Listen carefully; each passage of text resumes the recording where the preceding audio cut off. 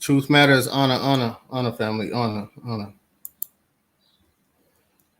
Let me finish setting up.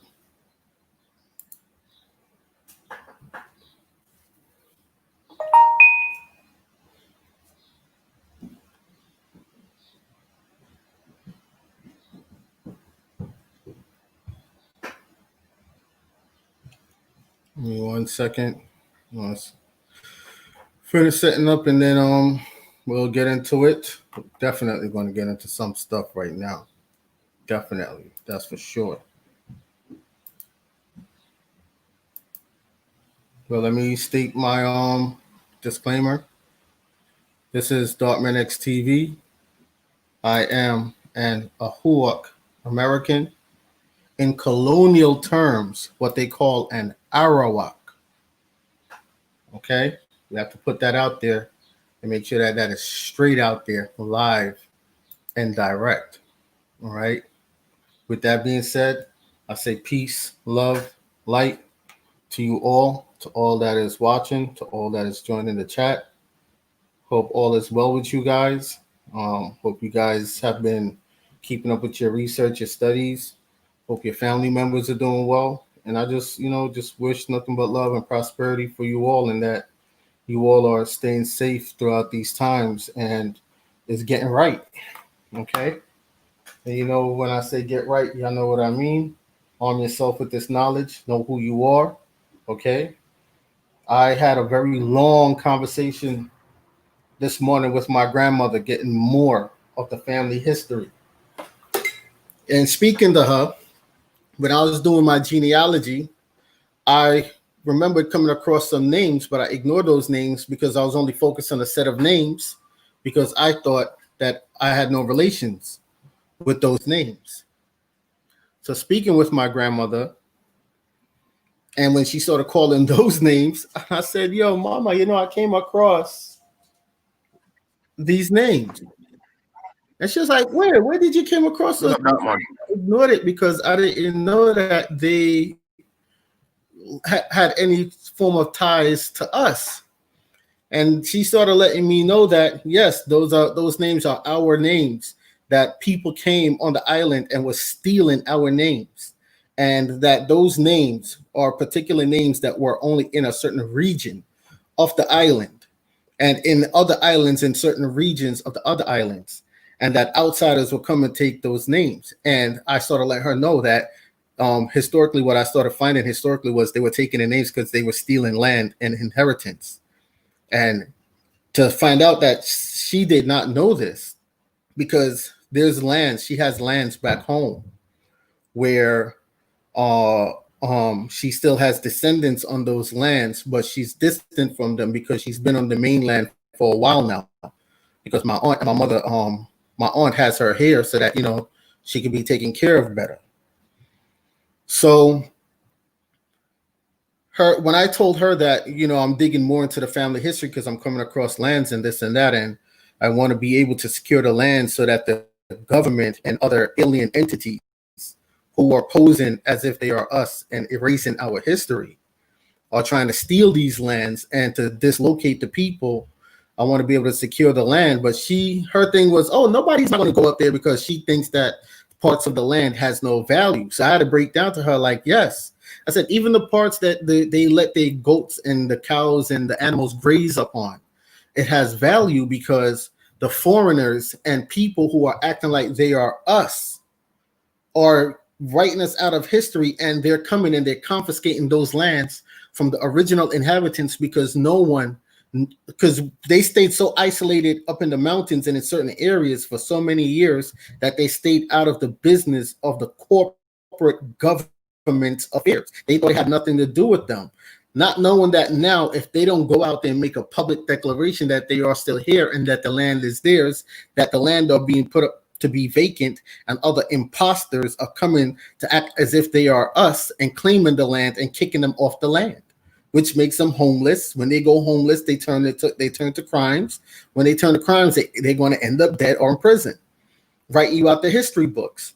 This is this entire COVID-19 also push, because the 1 and 9 in the COVID-19 stands for 666. If you know numerology, you know to break down the 1-9, and it goes back to meaning 666. Okay, which and the COVID or Corona stands for crown.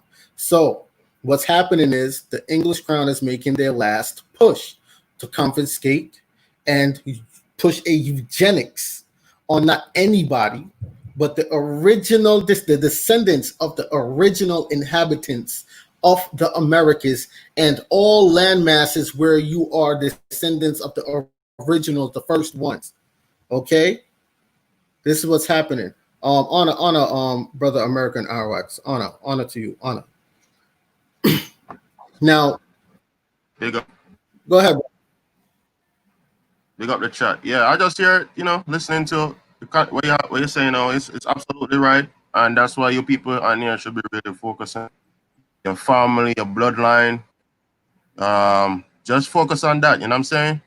And you find everything you need. You know what I'm saying, to deal with the situation that we're going through right now.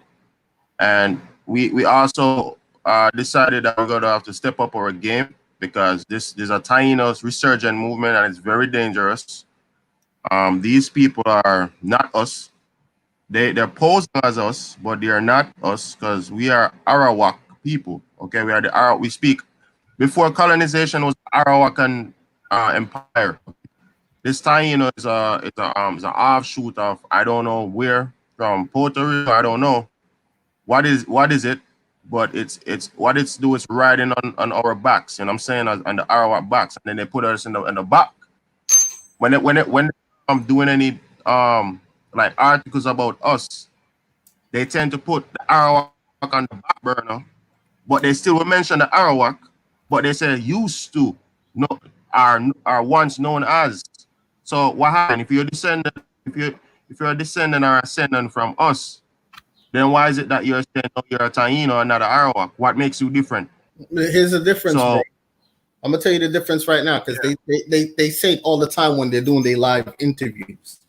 Even with the so-called chief well, he is chief of Jamaica because Jamaica is a corporation that has nothing to do with the land and the people of the land.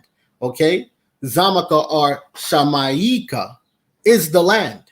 Okay, and the original people of the land are Arawak people. All right, so the colonial term is Araw, right? That's the spelling of the colonial term.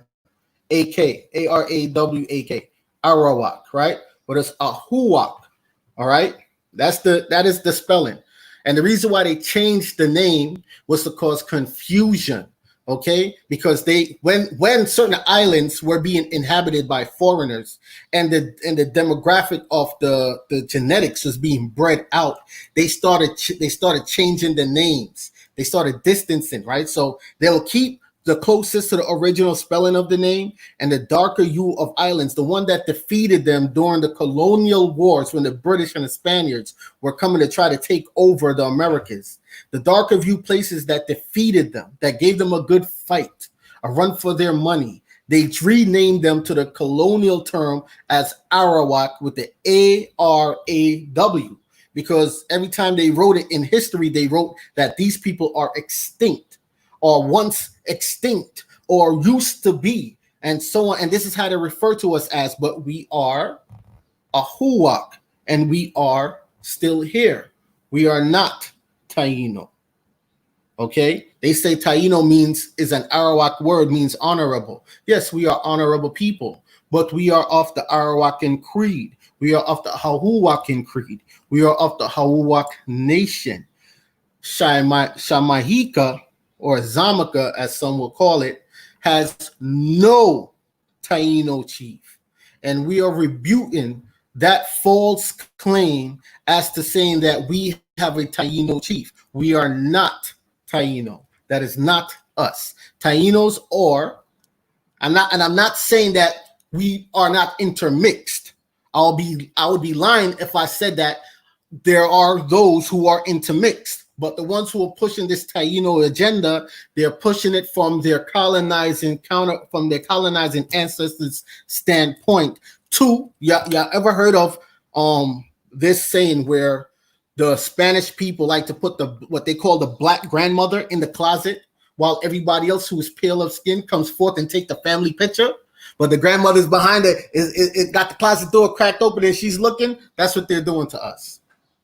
The Greater Antilles are majority Negro. Well, not let me not even say Negro neither. Melanated, dark of hue people, and they are colorist. And we're gonna prove it. We're gonna get into it. But when you read their articles, they always say the once extinct or what used to be known as Arawak. Well, if it used to be known as Arawak and it's now known as Taino, why is it known as Taino today and not still Arawak? Are you not descendants from the Arawaks? So would you not still be today? If my father was from the clan of Horus, right? Will not I be a descendant of the clan of Horus, which will make me of the house of Horus today? Yes. So how then do you go about saying, well, we were once of the Arawak people, but now we're just Taino today? Because when they stick to Arawak, Ahuak, there is no homosexuality in that history when it comes to the link of that name. Everything today that they're pushing, and if people can get offended if they want, I don't care. The truth is the truth. Your sexual preference is your sexual preference. I can't tell you what to be, how to be it, but we know the origin of where it came from and why it is out there in the populace of how it is today, and why it is that they've put it in children's cartoon, because it's called brainwashing. Okay? This whole two-spirited thing is bullshit. All right? We of the Ahuacan people, we did not have homosexuality in our nation, in our ancestry. Okay? That is something new. That is something that was brought here by colonial forces when they were segregating, especially during the King Philip's War, because these same Tainos are linked with some of you federally mainland Indians, and I could prove that. But all in due time. Okay? Now, I don't care what your sexual preference is. You be what you want to be. My uncle is homosexual. My best friend is a lesbian. I don't care. But at the end of the day, you're going to stick to the truth of history, and you're going to stay to the goddamn truth. Okay? You're not going to push some form of agenda here because you're a paper genocide in me. You're paper genocide in all of the descendants who are living and breathing right now today. You are my adversarial spirit. That's who you are. When you can come on my land and come tell me that you are some form of a chief, I didn't vote you as chief. My grandmother don't recognize y'all. I asked her, do she know these Tainos? She said no. My granduncle don't recognize y'all. I said, Grandma, was there ever any Tainos in the part of St. Catherine that you come from? No. Was there any Tainos in Benbow? No. I asked my cousin, is there any Tainos up in St. Elizabeth? No. Black River? No. South America? No. This is something new. And it's something that they've been orchestrating, like I said, and like what you guys are learning now today. Okay? There is a colorist thing. This is why this goes back to the brown paper bag effect. The brown paper bag effect, when a lot of you folks who are joining these sororities, a lot of you females, some of y'all watch this platform because y'all reach out to me. So y'all know what I'm talking about. And y'all know the things that make y'all do to join that shit. And then after you realize, oh shit, what have I done? You come to me for answers on way out. Look, it's a colorist thing. The offshoots, the biracial mixes of the colonial forces, they're using their children to rise in power in the corporate political world. Their children to rise in power because we the people, because for years we did not play in their colonial political corporate games, we state to ourselves they've gained certain advantages worldwide. No, Taino, no, it's not valid. It's not. It really isn't. Right? So they've gained advantages worldwide. Okay? And when they gain these advantages worldwide, because why? Because of mainstream media. And we're there enjoying partying, enjoying ourselves. Remember, these people are of the corporation are supposed to be representing us. So they're falsely classifying us. They're writing us out of the history books, and we're not paying attention until now, like people like me, people like American Arawaks, right? Because when I'm speaking to my grandmother, when she's saying, but no, ain't nobody going up to that part of the land, they're still thinking like, well, no, I don't need to. I'm like, but grandma, this is what's happening. They don't know. And it hit me today that a lot of the elders don't know what's going on. But when you say Taino, they say, what? No, I'm Arawak. I don't know no Taino. What's that? They don't know that. Right? When you even go into etymology, let's screen share. If you want to say something, American Arawak, before while I set up, go ahead, brother. Yeah, and you're absolutely right, brother. The phonics Ahuak. Okay, that's absolutely right. And also, if you look at the what was I about to say? Man, something important too. But anyway, yeah, you're absolutely right about the sound, the phonics, everything. But there's another term that they use too, Lokono Kairi. Okay. Yes, that's true. Yes, Lokono Kairi. That's another term used. Or you could say mosquito or parity. You know what I'm saying? It's pretty much the same people. You know what I'm saying? Pretty much. The mosquito is from Honduras, right? Honduras, the coast of Nicaragua, the coast of Panama, all along that right there. It's mosquito. Okay, the mosquito came to the islands during the colonial period, right? They came to fight their brothers and sisters, but they didn't know that they was gonna fight their brothers and sisters until they got to the island. Okay, and this is why you have what's known as maroons, because all maroons really mean is wild and untamed. Just like your Seminoles, wild and untamed. Just like when they say savage, that means wild and untamed. So when they say the savages, they're saying you're wild and untamed. To be wild means to be free. Untamed means to be free, not colonized. Okay? So, yes, absolutely. Taino is not our designation, all right? Taino is something completely new. However, Taino, the word in itself means honorable, but that does not denote a people. It's like I'm saying, you're a noble. But are your people like the nation of your people is known as the nobles? That's the nation of your people? No. So who's a Taino? What is a Taino? What is this group of Taino people doing? Yes, they're pushing this agenda as Dartman highlighted, this homosexual agenda. I don't know who's behind it. I still feel like it's a part of the eugenics movement. It is. I have a strong feeling that it is. Okay, it's just another form of eugenics. Only thing now, they're trying to have the males. They're trying to impregnate males to have children. I've seen it, and it was horrific. I'm looking at that shit. They impregnate the male. They plant wombs in the male, right? They're doing experiments. So a lot of times when the females are missing, shout out to ICCC. A lot of times when the females are missing, you see these missing women, they are kidnapping these missing, especially our women, and they are using their wombs to plant in the males, experiment on these males.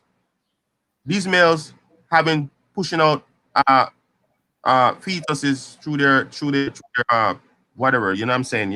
Our thing, you know what I'm saying? What that man have, you know what I'm saying?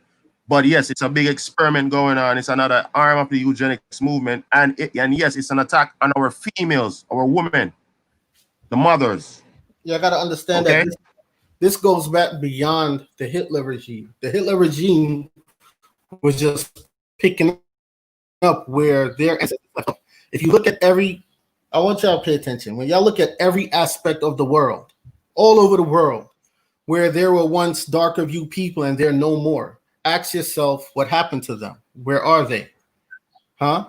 Now I want y'all to show y'all eugenics, because when we were saying that the coolies, who they call Hindu today, mass migrated to the West Indies and to the mainland, and then the Chinese, what we call Black Chinese, mass migrated from China into the mainland. That was eugenics that they were pushing over there on those people. They got rid of them from over there, so that the lighter view complexion, the pale face ones, can have reign and intermix more to create what they call a new species of humanity. When you look in China today, you see no dark of you people. And when you, as the dark of you person or brown of you person, go over there, they're like, oh my God. Oh, and they touching your hair. They touching on you like they've never seen you before. But yet still, it's over 10 million of them in Africa. Pay attention to what's going on. Remember, China has the biggest brainwashing program in the world's history. They take millions and millions of their people and lock them in internment camps that they call re-education camp for years and years at a time. So when you see how they come out and they all move as one, and they move a certain way towards you, they were programmed that way by their government. That's eugenics, okay? Because a Chinaman will tell you, an elderly Chinaman will tell you his grandmother is dark skinned, but they don't show her. Okay, it's like an elderly Spanish man, like the ones that I know that I'm cool with. They'll tell you, "Yeah, Pop, yeah, this you don't look. This is a picture of my grandmother. This is her right here. This is my grandmother right here, right?" But most of our people, they don't like to show this. You see what I'm saying? Now these Taino people, they're making moves on Haiti. They're making moves. They started putting this DNA genealogy on Haiti, but we're going to get to it. So what they're doing is this: they're erasing the darker view populace and paper genociding our parents, our lineage, pretty much, right? So when we get into this word, because I was pulling up the word Arawak, which they no longer show it in this etymology online dictionary, but that's okay. I got my big boy book right here, right next to me right now. So we're going to look up these words in this dictionary that I have. And let me tell you the name of the dictionary so that you can't say, he's making it up. He's lying. Let's go. Hold on. Yeah, man. Real talk. Hold on. And what did... Okay, go ahead. It's called the Webster's Third New International Dictionary Unabridged. So it has the etymology also in this dictionary as well. And this was from... I believe it was from 1910. All right. This is what you're going to have to start doing to them. Okay. Yeah, it's from 1910. About 1910. All right. This is what you're going to have to start doing to these people. Go ahead, bro. Yeah. So, what I was going to say. All right. So you see what happened in South America, like Argentina, Brazil, these places, Peru, they had what's called the Blancamiento. Go do the research on Blancamiento, and you're gonna see that what they did was they put it now. They invaded South America, right? Like mainly pale faces, pale people. They invaded it. When I say invaded, they invaded it. Okay, and they pushed those people back. They pushed them from their lands back to the mountains. Okay, the ones who like stay on their lands, they forcefully intermarry with these people, okay? And they just intermarried one or two of the women, like maybe 1-2 of the women out of each region, and then they just mix, and they till they mix out the whole bloodline. Yep. And you know what I'm saying? That's what that did was, you see that whole, you have to revisit the whole 1 drop blood rule thing, okay? Because even if they have 1 drop of our blood, because you're no longer there, because you've been bred out and they still exist and they have 1 drop of your blood, when the land is being vacant and they're still there, they have claim of the land because they have 1 drop of that blood. You see, we have to go to deprogramming and re-educating back ourselves from the colonial sense of education that they pushed on us. And this is where you have to also blame the Rastafari and the pro-black Pan-African community for their brainwashing that they pushed on you. These were all Boule eugenics organizations that was introduced into us, into our communities to push eugenics on the indigenous, Aboriginal, indigenous people of the Americas. Now, Darkman, why did you use all those words? Well, look at the formation that I used those words. Indigena, indigene, Aboriginal, indigenous, because it means the original descendants of the original descendants, the original people that sprung from this land. That's what it means. That's why I put it in that term, the original ones. Okay, and even if we are of admixtures, because we still claim and we still maintain the levels of the original ancestors that cultivated this land, not just the islands, but the mainland, or even the mainland Indians, and who we now call island Indians. Our ancestors cultivated the entire Americas. Our ancestors built this shit. Our ancestors farmed, planted all these trees that you see around us. Our ancestors planted all these herbs that we see around us. Our ancestors raised all these animals, from the wolves to the owls to the buffaloes to the dingoes, all of these things. Our ancestors, okay? So what we have are these offshoot people who stayed with the spiritual essence of their colonizing ancestors and is pushing a spiritual warfare. Because once they write it in the books, once they put it on the mainstream television, once they put it in these articles, these blogs, and no one comes out to rebut it, it makes it true. And it's not true. So when they're saying that once the people who are extinct, well, if we're extinct and you're saying that you're from those people who are extinct, how the fuck are you still here to call yourself a Taino if the Arawakan people are extinct? How are you here? You're extinct. Extinct means no longer existing. How? Right? Now, watch this definition. Let me go to it. Hold on. All I know, we got work to do, man. That's all I know. Yeah, a lot. The whole COVID-19 thing, y'all ever wondered, what are they burning down? How many libraries got burned down? How many halls of records got burned down? Now they tell you that you can't even go to the Library of Congress to go dip into the archives anymore. And they're telling you that in certain other places now. They're changing the history book.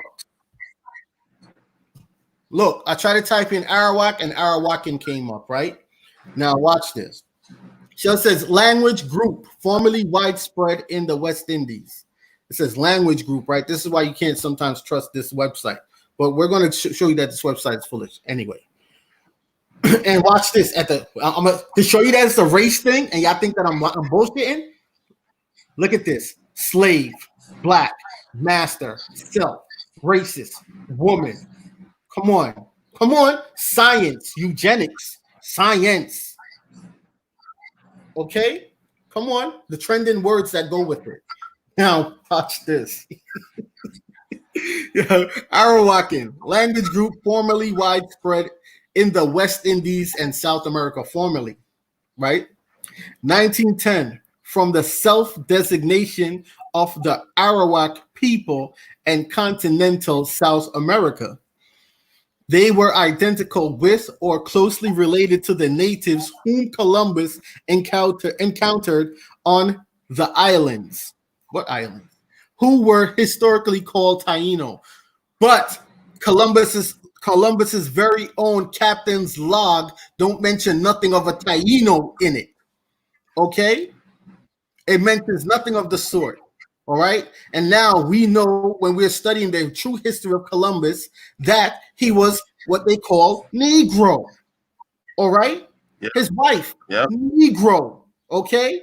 His wife is from Madeira. Madeira is one of the Portugal islands off of the archipelagos of the American islands. So Columbus knew where he was sailing to when he came down here, because he's been here many times before.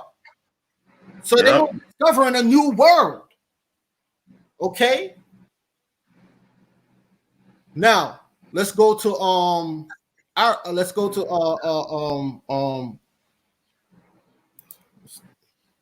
Haiti. Show you Crazy, something. man. Yeah. Crazy. A lot going on, man. While a lot of people here marching and stuff, these people ain't playing, man. While they're marching, they're erasing them out the history books because they get ready to repatriate your asses to Africa. And Africa is going to say this: nope, we don't want them because they're not Africans. Now it's going to make you stateless. It's going to make you physically stateless, landless, titleless, and you're going to be locked back into what's called involuntary indentured servitude, meaning enslavement. Another devil's punch bowl. And I tell them, you know what the devil's punch bowl is? Yep. That's when they. Yeah. Go ahead. No, go ahead. I said that's when they have Negroes in people in concentration camps, and they starve them to death, and then they just throw dirt over the whole. It's like 20,000 of them was starved to death in concentration camp, Hitler style, right? And they're just gonna cover you with dirt. That's it. Exactly. End of you. You're done. You should know that because down in I think it's Mississippi or Tennessee, they got a Devil's Punch Bowl too, where they had the melanated people that they had them fenced off, and, people think that they're of Africans, but they're not descendants of Africans. They are whom they classified as the wild Indians that fought back and that were betrayed against some of those who you think are mainland Indians.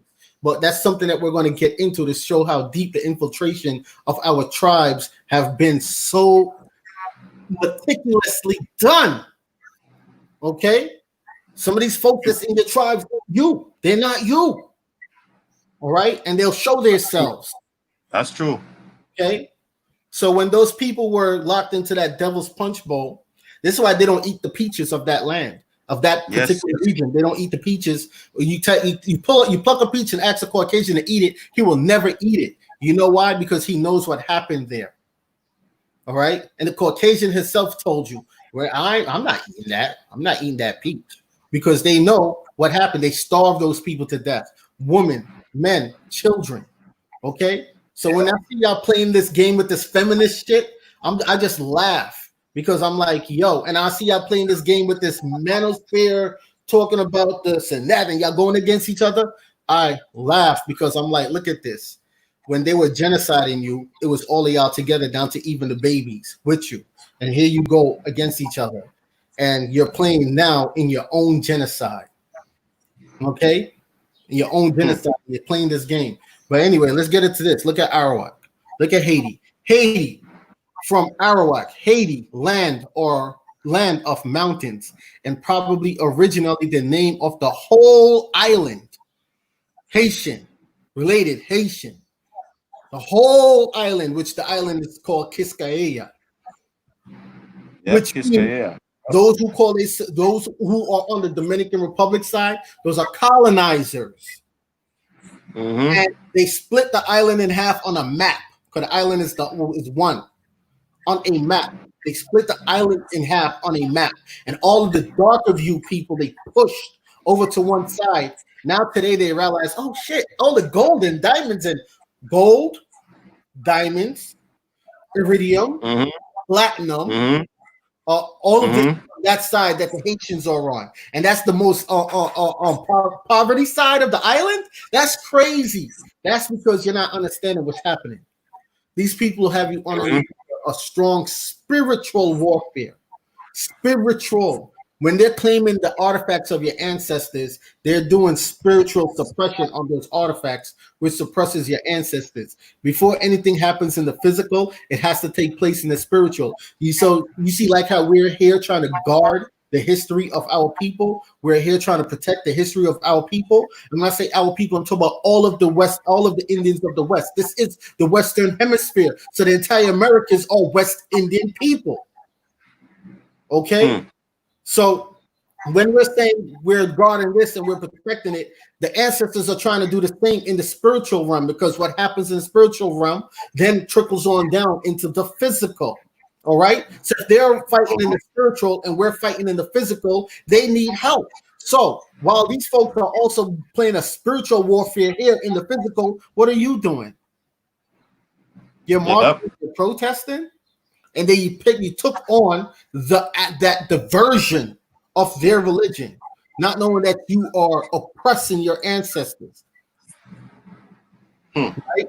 So look, Haiti means Arawak. Now we know they turned it from Ahuak to Arawak because they were segregating the darker view people. What is Haiti? Predominantly darker view. Okay, and this is how they started writing it out the history books. Now these Tainos are in Haiti, talking about ancient Taino DNA in Haiti. What? And genealogy, Taino DNA and genealogy. I wonder how they're gonna do genealogy if they have no access to the archives. Now this explains to why Haiti's been so suppressed, because these folks has been doing this from the 50s down there. This is how long they've been doing it. Now we could show you videos on videos of Taino. Well, I remember the live stream that I did when the Taino, two supposed Taino chiefs was talking, and I showed you everywhere and pulled up the proof that they were lying. Out of every word that came out their mouth, that they were lying. Yep. All right, so that's one, right? So that's from Haiti, from Arawak, right? So now let's pull up an article that I came across on Wikipedia, right? Because you know they could do. Yeah, go ahead. Oh, dark man. Yeah, what I wanted to say before and it slipped me was, I just want to say it before it slipped me again. Go ahead. Go ahead. On the census, right? On the census that they present here, they have everything on that census except Arawak. Exactly. They have everything except Arawak. They have Taino, they have Subani, they got all of that, but they don't have Arawak. And all of that came from Arawak. Exactly. So it's kind of like you could see the attack like it's directly on the source. It's directly on the source. So they're trying to cut you off from the knees. You know what I'm saying?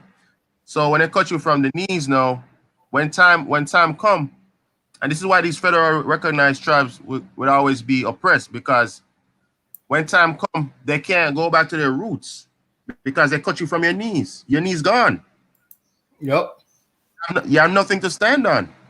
So if you're getting spiritually attacked by the colonial forces, what you gonna run to? Where you gonna run back to? That's all I'm saying. You know what I'm saying? What are you gonna retrieve to? Because like us now, we know we're spiritually attacked. We could always say, we're gonna go back to the roots, like go back to the herbs. You know what I'm saying? Because that's what we saw our grandmom doing when we growing up. You know what I'm saying? When something wrong, we know, okay, damn, we gotta cook up this bush, we gotta chop up this bush, we gotta put this up. Yes, that's it. Because that will fix the problem, because that's spiritual stuff. But if they cut you off from all of that, then what you gonna do? That's gonna leave you to just depend on them, and that's when they're gonna totally decimate you. That's true. So that's what I wanted to say, man. It's serious out here. It's not a game, man. It's like I don't see the times where you're in, like you don't feel it. You don't feel what you're going through. You don't feel a tension. You don't feel it. So true. I feel it. I know you all feel it. That's why I'm gonna say this and say this again. Like, I watched the interview with the Breakfast Club with what was her name? Charlemagne. Yeah, no, with the sister the sister that they were interviewing the other day, that's running for Congress in Georgia, right? And she is it Yolanda or Shalanda? I think it's Yolanda or Shalanda. Her name is. So I call them dumb and dumber, dumb and dumberer, and she proved and showed them to be dumb and dumberer. When she hit them with facts, I'm gonna show y'all something that you're playing in your own demise also. For you who are still operating underneath the citizen status and whom are voters of the corporation, the minute you vote against Trump, you are going to vote to put yourself back into slavery. If you don't know the truth about history, the Republican Party has always voted to abolish and end slavery of all kinds One, because there was also Caucasian slaves. Two, because they fought alongside a lot of your ancestors to destroy the ones who wanted to come here and oppress you into slavery. You have to know history in its correct context. Okay? Mm-hmm. This man has freed thousands of what you call black men and women from prison who were wrongfully convicted and convicted of nonviolent offenses, and he has put in motion for 100,000 more to be released. So when you vote against them, those men and women that's supposed to be released, they're not going to be released. Okay? Not only that, he put hit him his presidency has put more money in entrepreneurship in the pockets of what you call black people, and businesses opened up. If you look at this shutdown, the Democrats are leading this economic shutdown. If you read back the 1866 Civil Rights Act, the Republicans passed that act. The Democrats went against it. The Democrats went against every single civil rights act in history. How do y'all not know this stuff? Now, don't get me wrong. I was ignorant to this type of information too, because every time, I was programmed to think, well, Republican, those are the devils, and the color red, and da-da-da. But then when I start looking at things from an indigenous standpoint, an indigenous state of mind, and started looking back into history and started really reading these archival documents, you'll see that the Democratic Party opposed everything. The Democratic Party was 100% against freeing slaves. 100%. Now, this is going to take me back to Juneteenth, which I'm going to be coming with this information. I'm still looking into it, but it's panning out to how I want it to pan out because it's the fucking truth. Juneteenth wasn't the freeing of any form of African slaves. Juneteenth was the freeing of the melanated Indians that they slaughtered and the ones that survived that they turned into slaves in Mississippi. Okay? And they freed the Republican Party, put in for their freedom from slavery. All right? That is Juneteenth. So because people don't know the history of that land, of that, what was going on then, they redirected you with the slavery aspect. Oh, the African slaves, and this was going on in Mississippi, but you didn't know that there was a full-on out Indian versus colonizer warfare that was going on of melanated Indians, and that they slaughtered these people, and this is how Texas, not Mississippi, Texas. And this is how Texas looks the way how it looks today now, because those people are no longer there, and those people have blood ties to the Arawaks people, and then they label them Arawak in the history books. This is how you want to know if your ancestors were a genocide. When you see the Arawak, it means that they genocide you, or they just come in and paper genocide on you because they have that name as being extinct in the history books.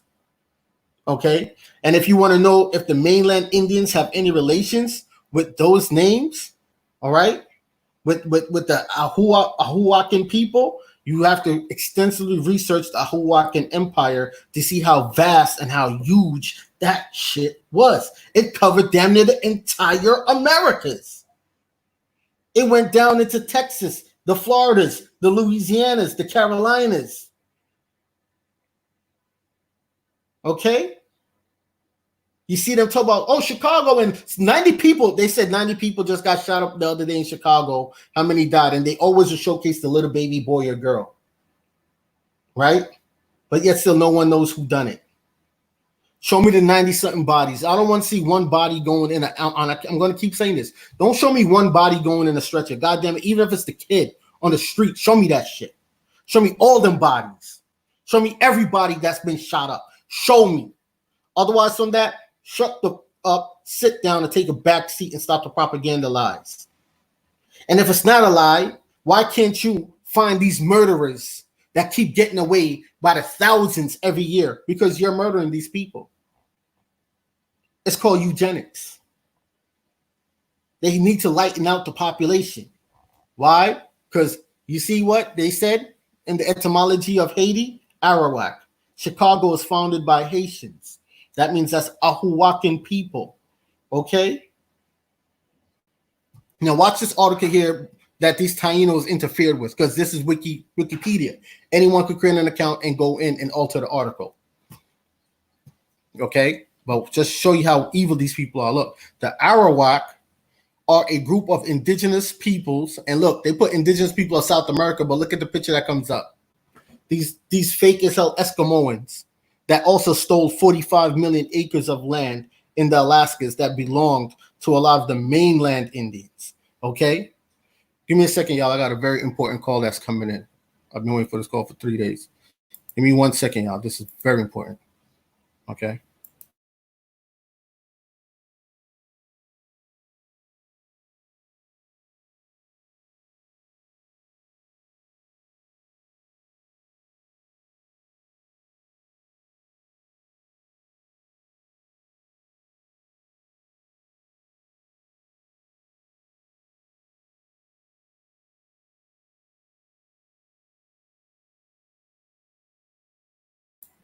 Okay, I'm back.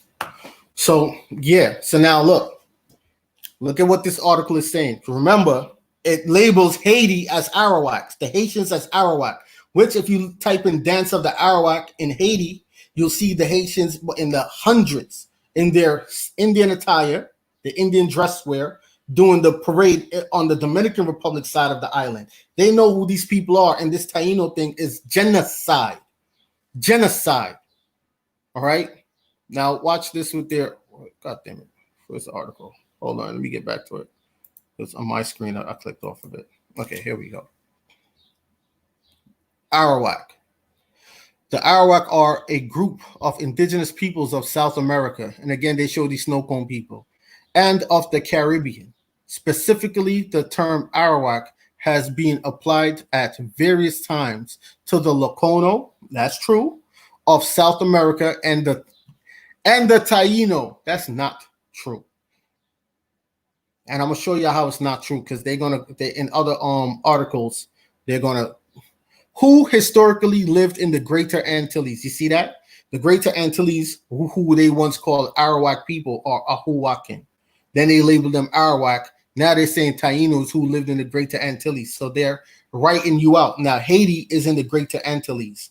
Now pay attention. Let's go back to the etymology of Haiti again. I'm gonna show y'all what they're doing. They're racist. I don't care if they got brown skin or dark skin. I don't care if they got brown of skin. And they can pull their dark-skinned woman to the forefront, like, oh, this is my wife. Well, historically, especially in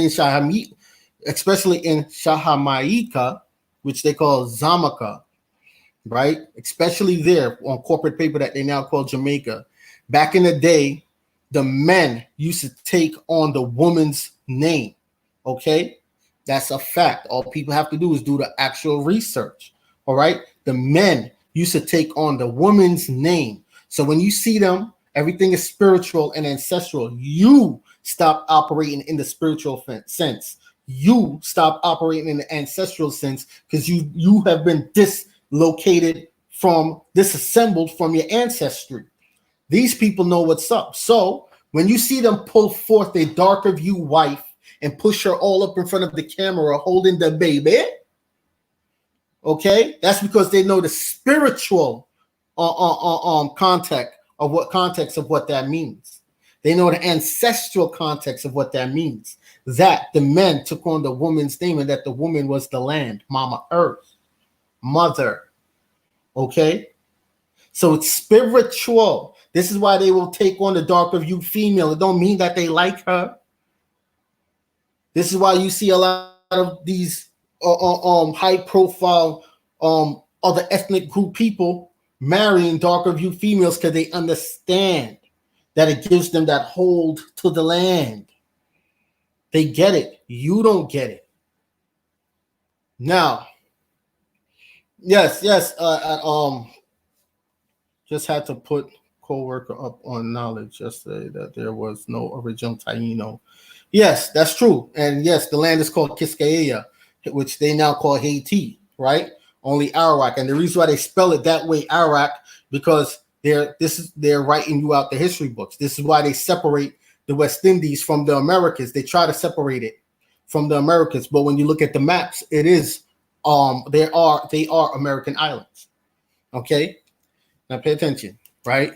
So I'm gonna show y'all wordplay. We're gonna get back into etymology of Haiti, but let's read this back over so I can point something out.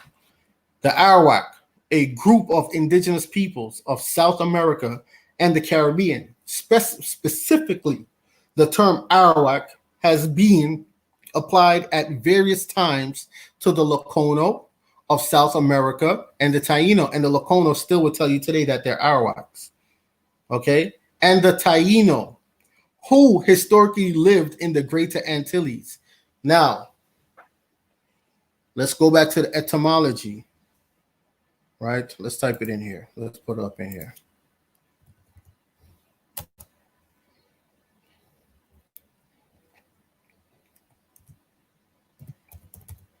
Type in Haiti, right? Haiti, from Arawak, Haiti, land of mountains, and probably originally the name of the whole island. Now, if Haiti's the land of Arawak and Haiti is in the Greater Antilles, what the hell is this saying? What the hell is this saying? The term Arawak has been applied at various times to the Lokono of South America. And look how they put the Lokono of South America, because that's where the Spaniards predominantly dominated. When it came to the Lokonos of the Greater Antilles, they didn't dominate them. They got the ass whooped by them. Okay? And this is what you will see in the history. This is what you'll see why they'll always push through that segregation. Okay? The Lokono of South America, but we have Lokonos in the Greater Antilles. We have Lokonos in the Greater Antilles. And they beat the shit out of the Spaniards and the Europeans when they came to try to invade. All right? So when we say that majority of our ancestors were not slaves, we stand by that shit. Now, then it says, and the Taino, who historically lived in the Greater Antilles and the Lesser Antilles in the Caribbean, all these groups spoke related Arawakan languages.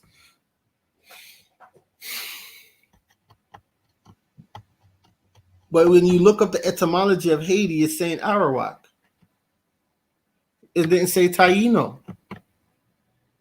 So my thing is, now if you're saying that you were extinct, how are you not here to say that you're Taino? What proves that? And don't tell me no Taino DNA, because that's bullshit. That's fake. That's false. That's a fallacy. It's lies. And it's that lie that they're using today to try to come and take the land from you. Because they are not yet recognized, and they're pushing to try to be recognized so that they can. And the minute they're recognized, they're going to push that all these lands are theirs and push you out. Because when Tainos speak of the darker of you men, they say and black people, or they try to refer you back to Africa, the descendants of black slaves. Some of them classify you as. Okay.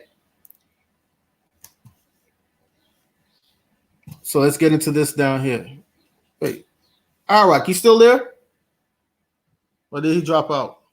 Hold on, let me see if he's still there. Because I'm not even on the screen. Let me see if he dropped out. Give me 1 second, y'all. Where's my screen? Oh, all right, hold on. Yeah, my bad, bro. Let me add you back. I didn't even know you dropped out. Yo, Wi-Fi, bro. All of a sudden, the laptop starts saying no Wi-Fi. I'm like, yo, when it starts touching the Democrats and the thing, yo, the Wi-Fi chop off, bro. Oh, wow. Yeah. All right. Because I was about to say, from the other day, they've been messing with your shit. It's like what they was doing to my shit. Yeah, bro. That's why, and this is why I don't like to do lives. Even like when I said I mean lives on my channel, I don't like to do it. Yeah. I get you. All right, let me yeah, man. Let me get into this down here now. So the term Arawak originally, watch this. Watch this. The term Arawak originally was applied to Europeans, specifically to the South American group who self-identified as what Europeans? What? What are you talking about? What? Now, Here's and now the reason why they're saying this because a European retitled the word Ahuwak to Arawak because they couldn't pronounce Ahuwak, so they put Arawak that they could pronounce. Okay, I think that was around like the 1700s, I think, or the late early 1800s. They did that. Okay, that's why they changed around the spelling at that time, right? And then folks who, when your enemy writes your history, your enemy will always write you out of history. Okay. Now, here, let's read it back now. The term Arawak originally was applied Yeah, by that man. yeah. That man. That picture right there. Look on there and I read how it said. It's an Indiana. I know. I was gonna get to that. Arawak. Arawukas. It's not I mean like yeah. Arawukas. You know what I'm saying? With the American flag colors on it. Yeah, it's like that. Yo, you can't make this stuff up. So when they're trying to write you out of history, now this picture comes from the Library of Congress. They have these pictures in the Library of Congress. Now you can't even, so that's the right way. That's the right way to put it. Yeah, these pictures come from the Library of Congress. Okay, so these pictures aren't lying. All right. Well, I ain't gonna say they aren't lying, but these pictures come from the Library of Congress, which is where a lot of the records are also as well. Now, because of this fake COVID, they tell you that you can't go down there to pull up the records because what's been going on is since the platforms like this, like Brother American Arawak, Kappa Hotstep, Brother Lacono, right, and other platforms that are out there, are even Cormeo's platform also as well. What's been going on? A lot of people have been waking up and been searching their history, and these people have been getting nervous.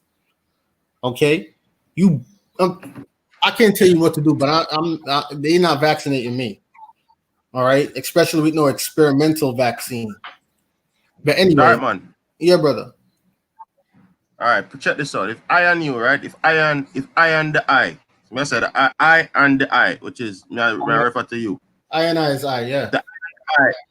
If the I and the I, no, all right. So we're from the islands, and we're on the mainland. If the I and the I know we original people of the Americas, right? Mm-hmm.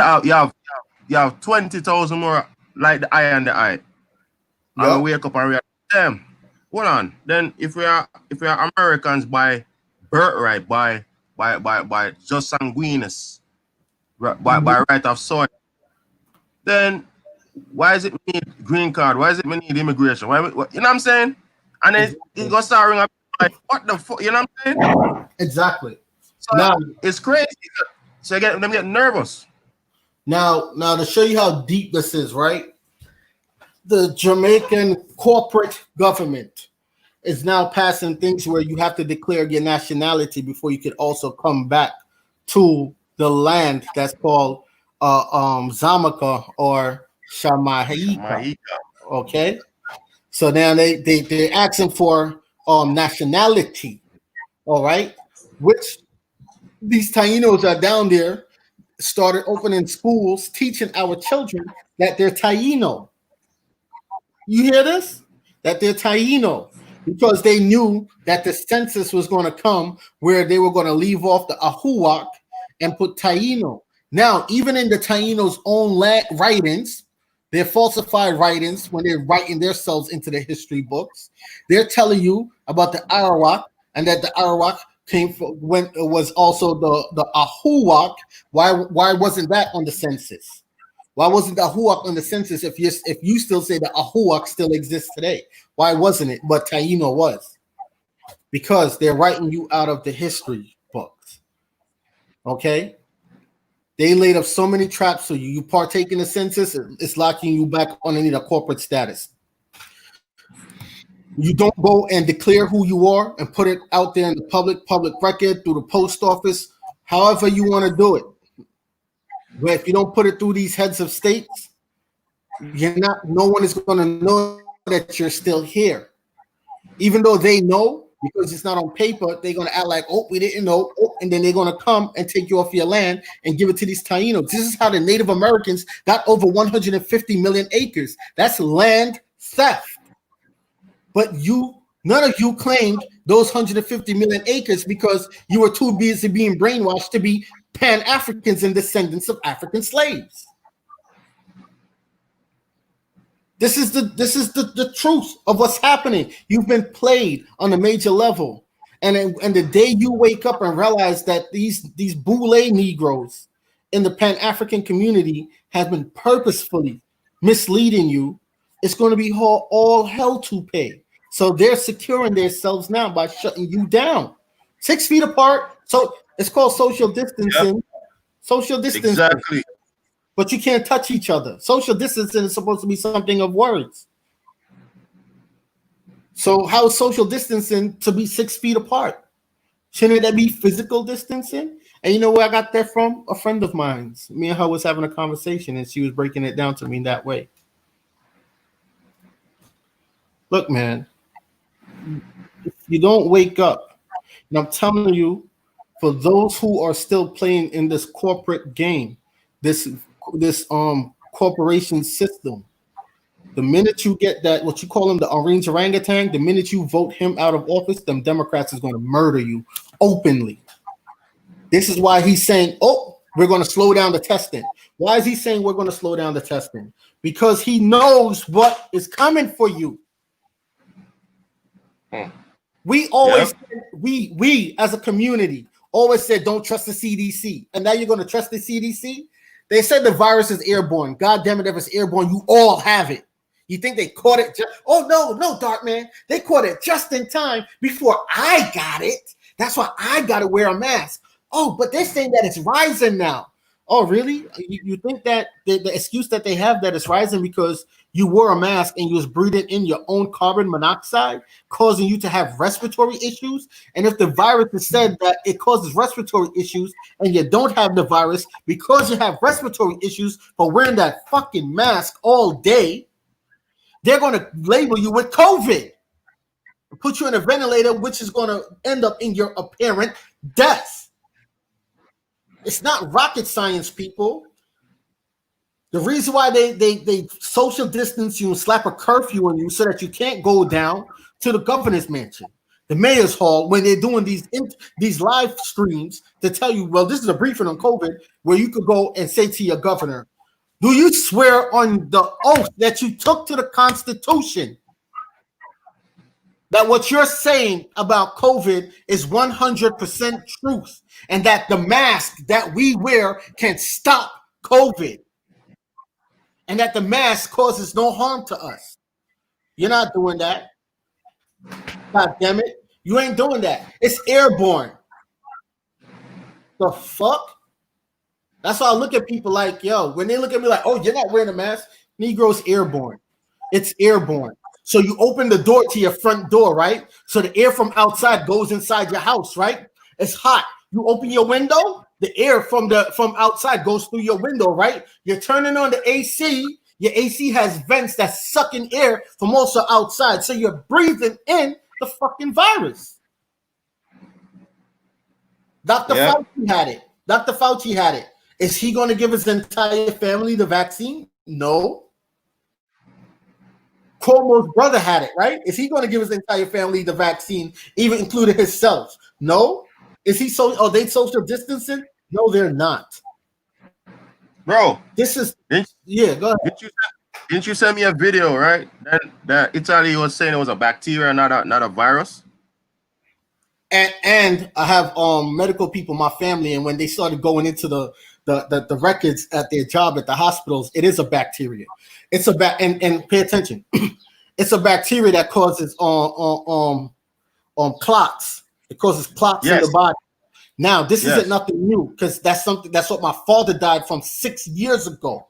Okay, this is why I can tell you that they've been giving it to you from 6 years ago, where they cause clots in your body, especially in the heart of the main organs. All right, my father died of something just very similar to that, and the symptoms of something very similar to that. Okay, and the doctors didn't know how to treat it because they didn't know what it was, and then they started saying, "Wait, this is your father They did a genetic test on my dad, and it came out saying that he's 200% male." Right, but then they said, but this is something that's found in females, and not only any female, the Caucasian female. Okay, and my dad ain't Caucasian. You see what I'm saying?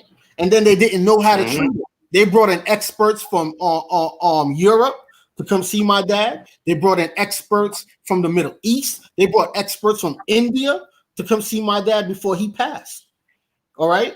So now when the brother that I had that spoke about his symptoms, and when he was speaking about it, the experimental drug that they gave him was hydrochloroquine. Now, hydrochloroquine is something that you have to be specific when you're taking it. You have to know your genetic makeup. You have to know it's like you have to know your genetics before you can take hydrochloroquine, because it has to be given specific to a specific it's not demographic, but the dosage have to be precise and exact, or else it will cause heart defects and certain type of things. All right. Now, when the brother that came on my channel talking about his symptoms was breaking down that they gave him a pill and it's causing his heart to do this and that, that's hydrochloroquine, but they didn't measure it accurately when they gave it to him. And the reason why they gave him the hydrochloroquine, because it's a blood thinner to stop blood clots, and that's why Trump that he's on hydrochloroquine. Okay, but Dartman, sorry to cut you off again. Yeah, go ahead. I was watching this one video with I don't know if you remember Left Eye, right? Mm-hmm. Remember Left Eye, the Dr. CB cured? She was in Honduras, and she was like, she did say this, right? She said, okay, if a snake bites you, right? You know when a snake bites you, like the venom, right? The venom clots your blood. Yeah. She say if a snake bites you, all you do is chew on green leaves. Just chew on green leaves. Chew on green leaves. Because what happened? The chlorophyll from the leaves thins your blood. Yep. And hydrochloroquine has chlorophyll in it, right? Yes. So yeah. My advice is, if you guys have juicers and you have like kale or anything like that, I advise you guys juice the kale, juice green green leaves, you know what I'm saying? Like kale, spinach, juice it. I always have a juicer on hand to juice these things, and you just keep your body fed with fuel, and that should keep your blood clean. Now, if people don't get why we're speaking of this, because we're speaking on eugenics all across the board. How many times you heard them say the African American community is the hardest hit with the with COVID? Mind you, COVID-19, that's 2019. You're in 2020. Okay? You're in 2020. Matter of fact, let me show you guys something. I'm gonna show you guys something. Okay? This whole thing, this whole Taino thing, all of this comes into one. It's the massive, this is the might of the eugenics movement that was founded and started by the Democratic Party. What better way to get the enemy to love you than to smile in your enemy's face, act like you love them, act like you care about them, right? While you're stabbing them in the back and on the low. Oh, damn, my mouse went dead. God damn it. The mouse went dead? Yeah. All right, I got it back.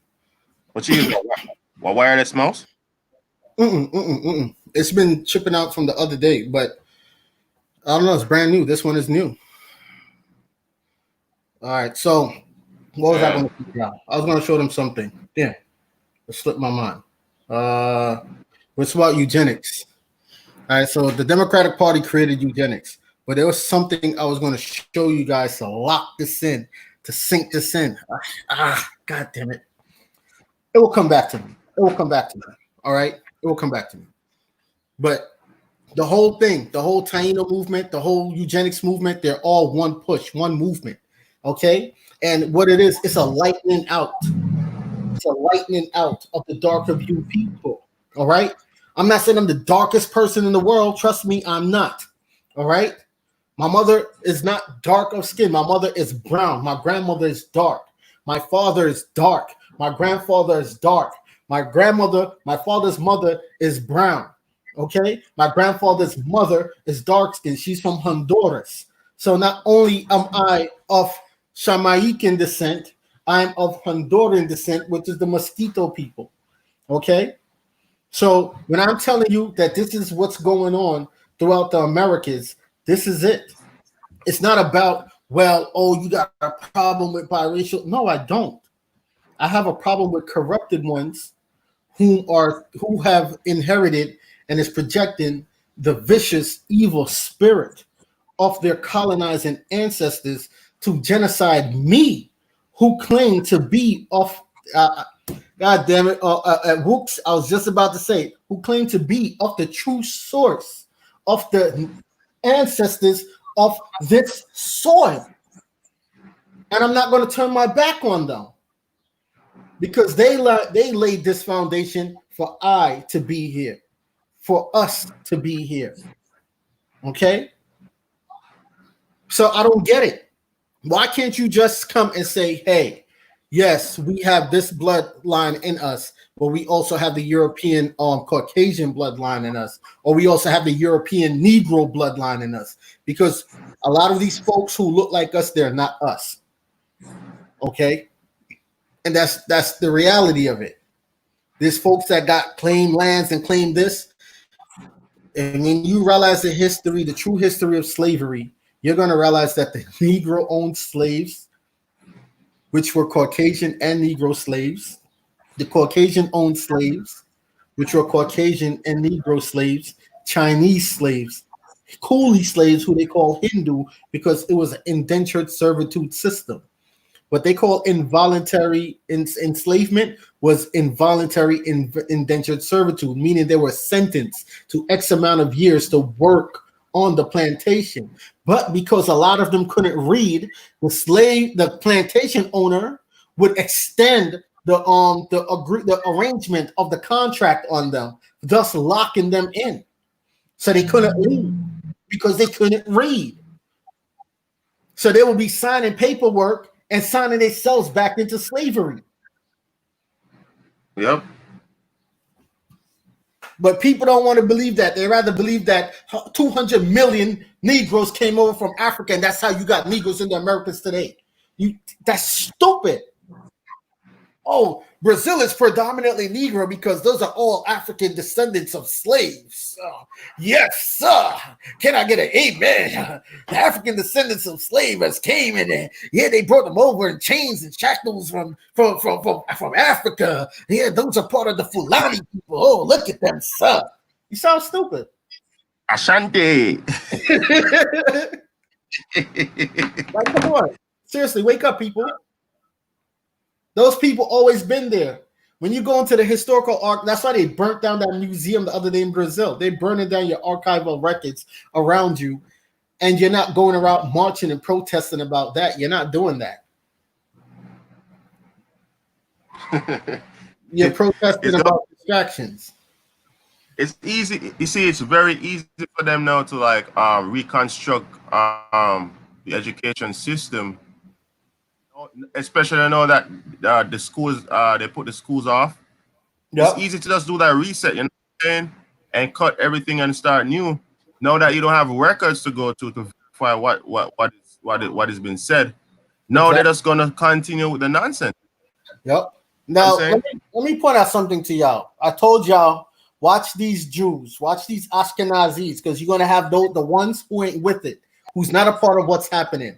And what happened in New York? The police is going around beating up little colored boys, little melanated boys, and brown of you boys in the projects for not wearing a mask. Mind you, you don't have to wear a mask. It's not law. Because when I even went into the stores the other day and they tried to make me wear a mask, I asked them if it's law. They said no, it's store policy. Well, your store don't have no policy on me, and well, that's something else to get into another time. But anyway, so the community of Ashkenazi Jews came out with their chainsaws. You hear me? Chainsaws, and cut the locks off the gates of the park and let their children go in and frolic and play all day long, because they said the psychological effects that it's going to cause to the child, the social distance the child, is going to be something unrepairable, and they're not trying to have their children go through that. So why are you letting your children go through that? Huh? You, the melanated people who still throw barbecues, who still have your friends and your family members come over and y'all hug and y'all dance all day long. When you leave from that barbecue, you throw on back that mask and you go back out there in the world. Oh, 6 feet, 6 feet. That's stupid. Though not one cop came and arrested any of those Jews. Not one. And if y'all come and tell me, oh, because they own everything, I'm gonna tell you, leave this chat right now. Because if you've been following this platform for years and you still ain't learned how this system is ran, they don't own nothing. You don't stop identifying as your nationality, and they claim vacant property, meaning they're paying a lease on the properties that they have. They literally are paying for them, but they're paying the corporate government. So they don't own anything. They paying little to nothing for it. Okay?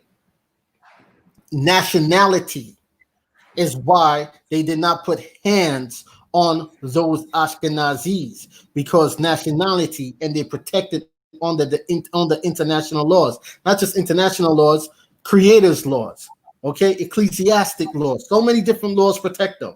Universal law, all right. Nationality is why they didn't touch them. They took their chainsaws. One had a bolt cutter, and one had a chainsaw, and they cut the gates over every park in that community that they are mostly in. Why? Because they move as a unit.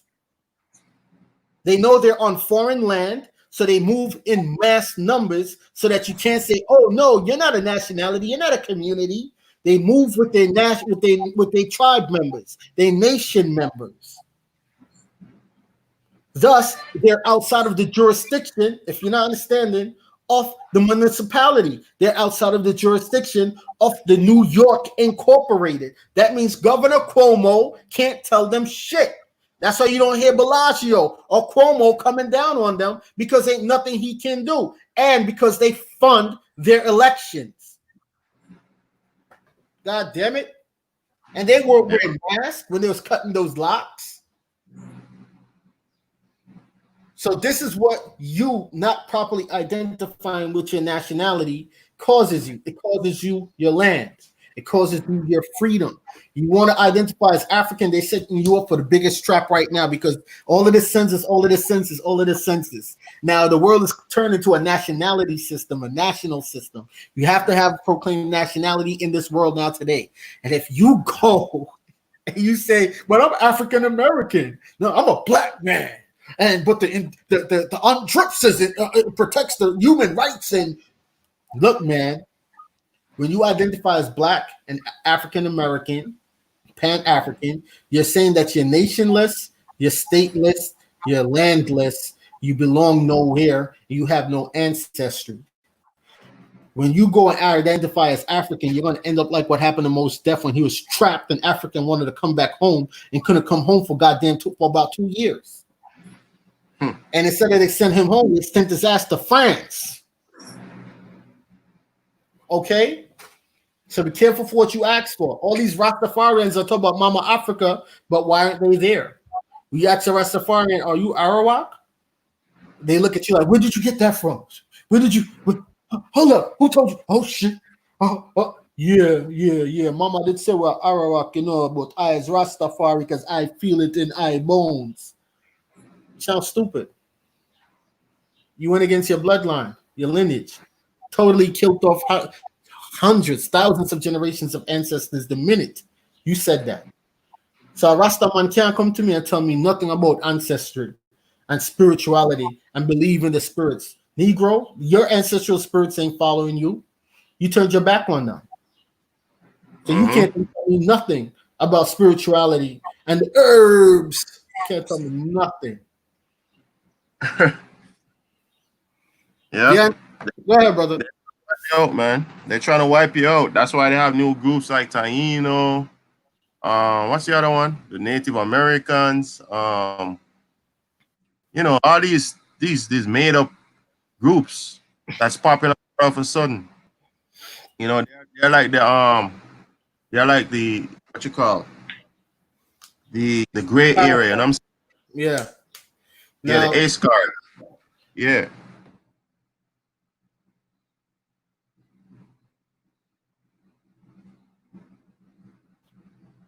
You there? That you're playing with these people. Huh? Oh, okay. All right. No, it sounded like you wasn't there. You there? Yeah. So like you wasn't there for a minute. Yeah. No, I'm here. Be careful of this political game that you're playing with these people. So the island Indians, no where you come from. You can't be in one place for so long and totally don't know where you come from or whom you are and keep having people outside of you telling you who you are. Go do your genealogy. Huh? I went 5 generations and I'm trying to go back more right now. Right now, as we speak. Okay? And I learned so much more talking to my grandmother before I came on this live. What got my blood boiling was an article that American Arawaks shared with me. Oh yeah, that's what I was going for. This article. I have it on my phone. I don't have it on the laptop. But I'll tell you guys the website. Let me try to see if I could share it in a private thing. Hold on. I could share. Oh, all right. So he's gonna try to pull it up so we can screen share it. Okay, the article. Yeah, let me just try to pull it up for a minute. I'm gonna send it to my email and then try to open it on my. All right. So let me while they're doing that, let me finish reading through this right here then. All right, cool. So this here says again, the term Arawak originally was applied by Europeans, specifically to the South American group who self-identified as Arawak or Aruwako. Yeah, he said they spell it with the R right there. Aruwako. Anyway, it really was no R in the spelling, but hey, again, those are colonial spellings. Or Lokono, their Arawak language is the name of the overall Arawakan language family. Arawakan speakers in the Caribbean were also historically known as Taino. They didn't go, they wrote us out of the history books by throwing in a Taino word. A term meaning relatives. Now they said the term meaning relatives, but then they say Taino means honorable one. Make up your mind, right?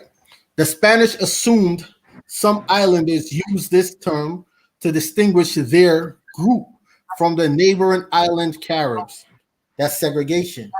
All right. So they said the Spanish assumed. Remember, the Spaniards were our first colonizers, invaders. Okay. So they wanted to do anything they could to differentiate themselves from us. So when the spellings of the words start getting replaced, respelled, it was coming from the Spaniards also. And mind you, we know today, look, we know better today. We know that there's a majority of the what we call the Spanish community don't like us. Okay? Like your Spanish friend can't bring you home to spend the night or a couple nights if you want to chill with your friend. It's not going to happen in most cases. Not saying all, but in most cases. Okay? Your Spanish boyfriend is hesitant to introduce you to the family because he knows how they feel about you. Okay? And this is what we have going on. And I will always refer to the Dominican Republic. Prime example. It's one island, Quisqueya, and they split it in two and put it on the map as if the Haitian side is the smallest side. And it's not. That's how racist these people are. And here you have them coming with this Taino thing to push us out of the history books, to replace even the colonial spelling of Arawak has hold more power than this goddamn Taino spelling. But anyway, the Spanish assumed some islanders. Let me know when you got it. All right. The Spanish assumed some.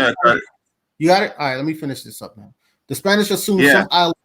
All right. I'm gonna finish this up and then. Hold on. Let's put it up. Okay.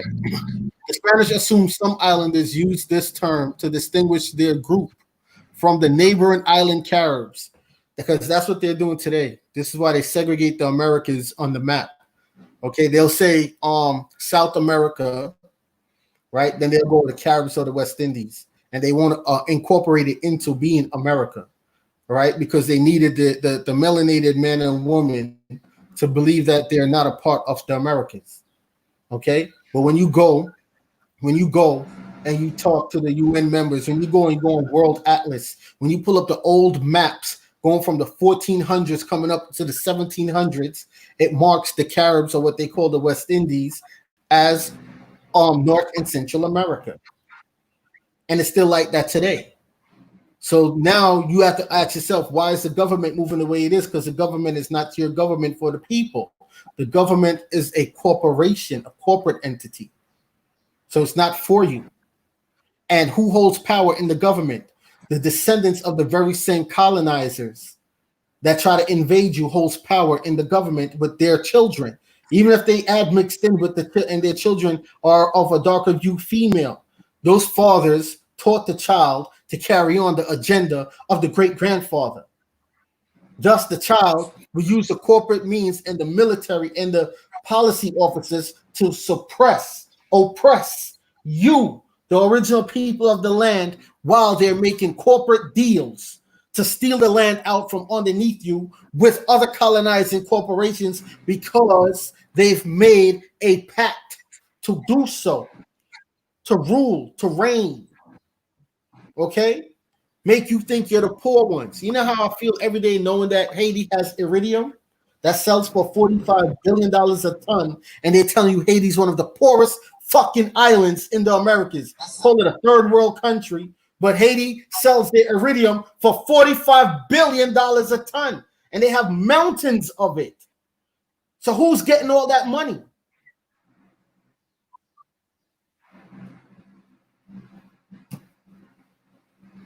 Anyway, so it says in 1871, ethnologist Daniel Garrison Brinton proposed calling the Caribbean populous island Arawak, Arawak,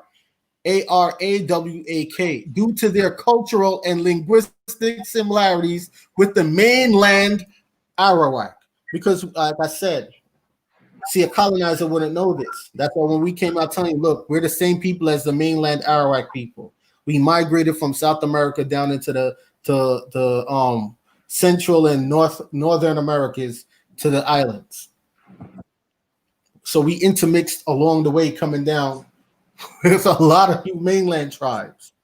All right, because the Arawakan Empire was large. It was that big. It was that huge. That's why when we come out and see, we say Ahuak or Arawak. They tremble. They tremble. They don't like to hear that because they've worked so hard to write it out the history books. And here we are saying that we're still here. It makes them nervous. So Daniel Garrison Brighton was the one that changed it to the Arawak. Okay? Proposed calling the Caribbean people populist. And the reason why he did that because it was eugenic. The people who they called Caribou West Indians were the darker of the island people. All right? That's why they did that. And they're the ones that whipped their asses in the colonial wars. All right, due to their cultural linguistic similarities to mainland Arawak. Subsequent scholars shortened this convention to Arawak, creating a confusion between the island and mainland groups. There was no confusion.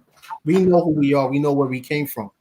They started changing up names in the history books to cause confusion.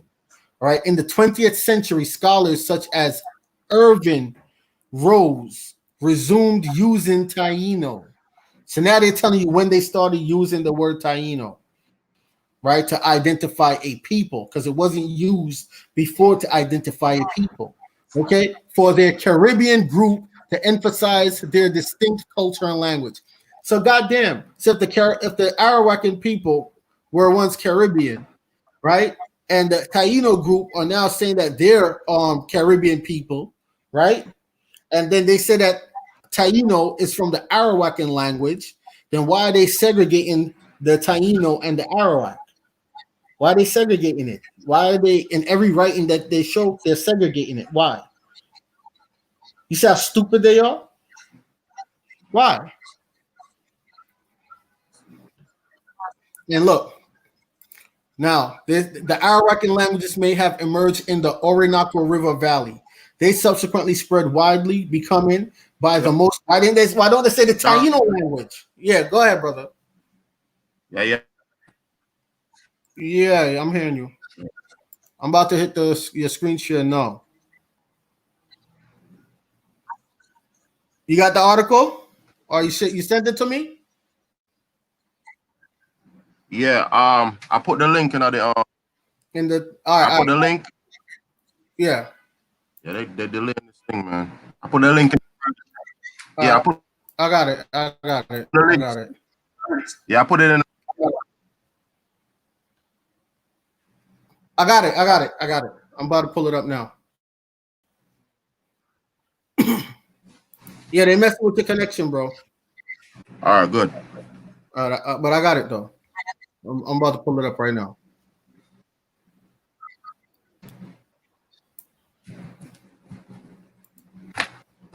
This is spiritual warfare. Always been spiritual, and I'm gonna show y'all why.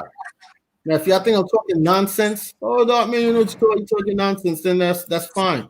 You continue on, and you know be be merry on your way.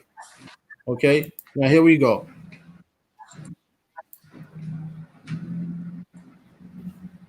Let me pull up the. Did I hit the screen share? Oh damn, no I didn't. Hold on, y'all. Let me hit back the screen share.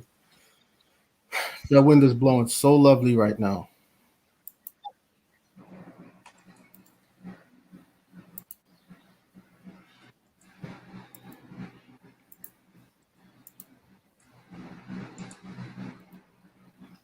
Now,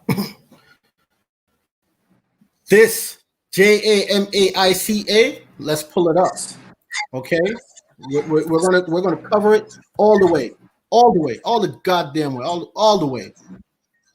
Okay, so they could call themselves a Taino Chief all they want. All right.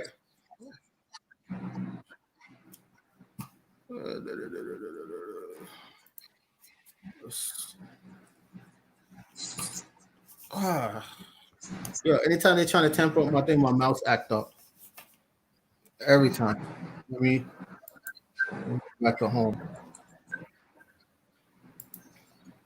I'm going to show y'all something. We're not making this stuff up. So when I say Jamaica is not the land, it's not the land. God damn it.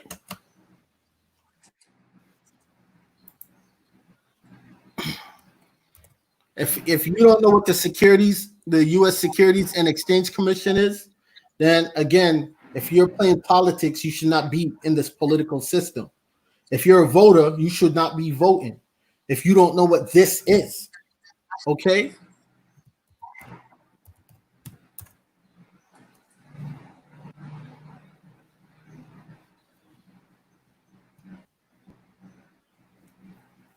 Wait, hold on. Let's redo this. Yeah, I think they took it down, bro. They took it down. Yeah, I think they did. But I still got it from the last live, so I'll just go back to the last live and pull it up. I think they took it down. Yo, A-A-M-A-I-C-A. They took it down. Oh, yeah, they took it down. Jamaica is a corporation, y'all. All right. Jamaica is a corporation. Don't be fooled. Let's see. Maybe it's in here somewhere. Let's see. Oh man. Yeah. Hold on. Let me do this. Hold on. I told you I told you that they watch this platform, right? They watch us. Oh my gosh. Well, why though? Why they trying to keep hours from us, man? I still have the live stream to show that when we logged in on the site and pull it up. Jamaica is a corporation, y'all. And if y'all want to know, y'all could it's listed in what was it? Is it Delaware? I think it's Delaware. Yeah. Delaware, yeah. Okay. And United States of America Inc. It's United States of America Inc., okay? Yeah. It's in Delaware.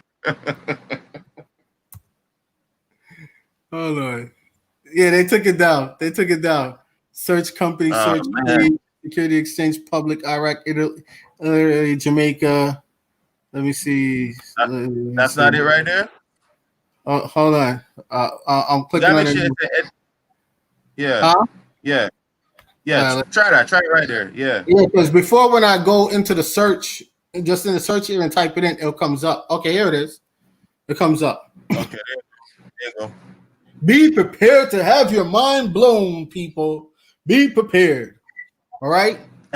And you can also click on those little red numbers. That will take you deeper into the information. Boy, brother, the last time I went so deep into some information that was with the freaking coronavirus file that I was sharing, when I said that every time I went outside, I had to walk with my little, I had to walk with it, man. Yeah. Every time I went outside, bro. Every time. I ain't playing with that corona stuff, man. Yeah, I ain't playing with it either. Like, truthfully, people, I really was not going to put that file out there, right? Because I sat in deep thought, but I was just like, F it, let's just do this. But anyway, here we go. So Jamaica, this is the Securities Exchange Commission website. All right, this deals with the stock market, all of that. So Jamaica Brothers Group, Jamaica Cures. This is why they tell you can't sell the marijuana, but the colonizer can. All right. Oh, yes. Jamaica Cures, LLC. Yeah, this is why they tell them that they can't. It's eugenics. Eugenics is not just erasing you. Eugenics is taking away all financial means from you because you are the keepers of the natural resources of the land. God damn it. Huh? So why is it that the Rastafarian community can burn them herb all day and night up above a hill, but we the Arawaks, who are the true inhabitants of that land, we can't do it? Because they made deals with the corporation. Yep. Okay, and those who don't want to make deals with the corporation, they team with the ones that made deals with the corporation, and they team up on us who don't want to cut no deals, who don't want to sell out. Now, here we go. Jamaica government off. Foreign government. It's a corporation. The Securities Exchange Commission only deals with corporations. Now let's click on the red numbers. We're going to click on the red numbers. God damn it! Here I go opening Pandora's box. Oh shit! Here we go. All right. Registration statements of securities. Securities of foreign governments and subdivisions. Annual reports for foreign governments and political divisions. Pay attention. Registration statement. Wow. Yeah. You know what? Let's click on this one. Annual reports. Wow. Interesting. Very much so. So I'm going to be doing some digging after we come off the live, right? Yeah. Political divisions. Okay. Yeah. Interesting. All right. There you go. Jamaica is a corporation. It has nothing to do with the land and has nothing to do with the people on the land. So any oppression, any military oppression, the military took an oath to a foreign queen. Okay, she does not have no say-so on the land, nor does she own the minerals on or beneath the land. All right, her crown don't own it because you don't identify back with being the original descendants of the land. Okay, she claimed the vacancy of particular lands. That's why some lands is not underneath control of the royal crown down there. They don't have control over it.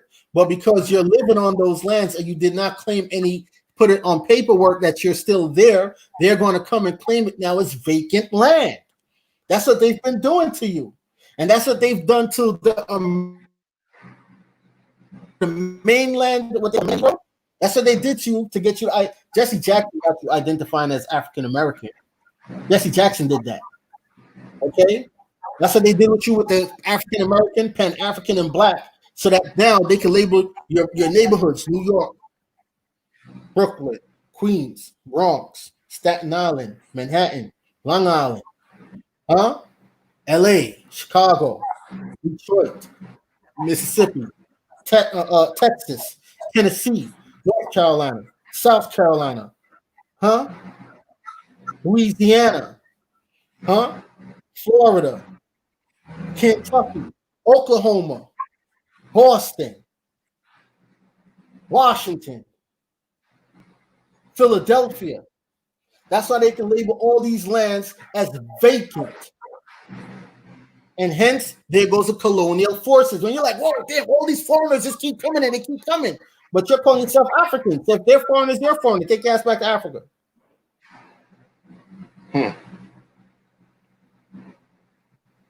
This is why they keep coming. And when they come, they don't have social security numbers. They get a 98 number from the IRS. They don't have a social security. You have social security. Yep. They are a for profit entity set up here only to make profit. Exactly. Okay. Profit. We are non-profit because all land belongs to us through just sanguinis. Okay, so we don't need to profit anything. Exactly. So now let's show y'all something else more. I think this is something major. Major. Let me see.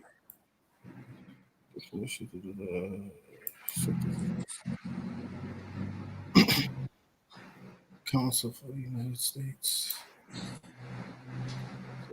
That's not it. Hold on, y'all.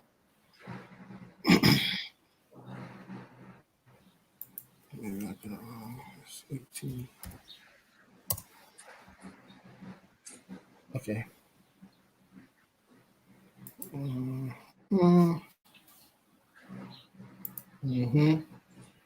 Now,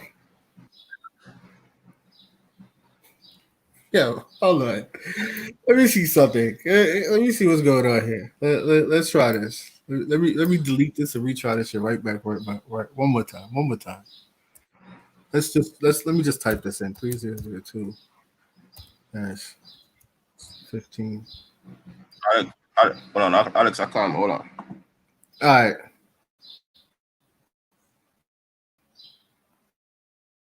They changed it. So for the law that marks the United States as a corporation. Okay. Let me see something.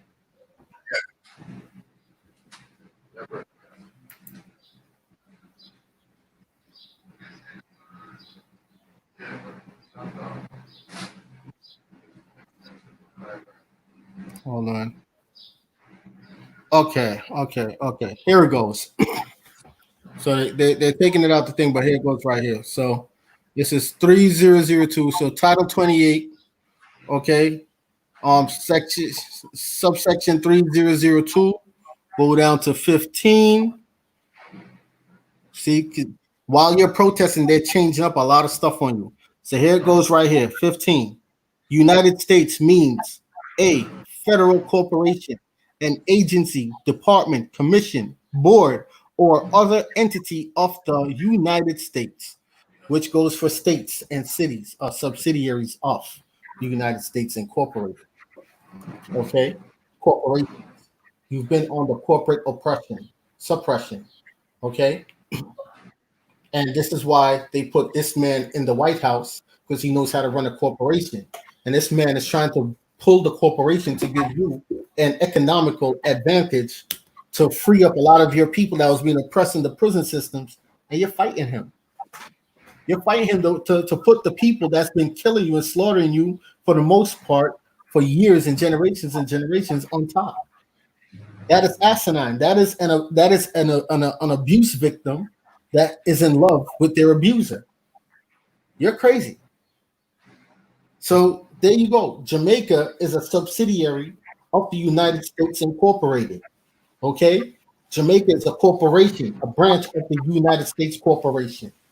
All right? And these groups are funded by the corporation to come in and people genocide us. I'll be damned. You're not going to do it. You're not. You're not going to sit here and wipe us out through paperwork so that you can physically wipe us out. But that's what it always comes to. Okay. So I'm going to give you guys the link to this because they're obviously taking it out.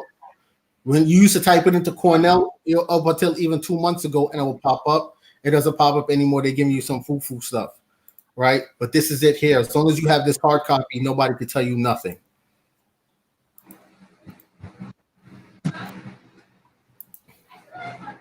If it comes up, let me see if it will paste in the chat. Okay, there you go. That's it right there. All right. So we're not just talking and not showing you guys something. Okay. Now let's get back to the Taino thing. Let's read through my dictionary now that I have here with me. All right. So again, I'm gonna give you the name of this dictionary. Make sure y'all get this dictionary. It's a very good dictionary. All right. Hold on, y'all. Let me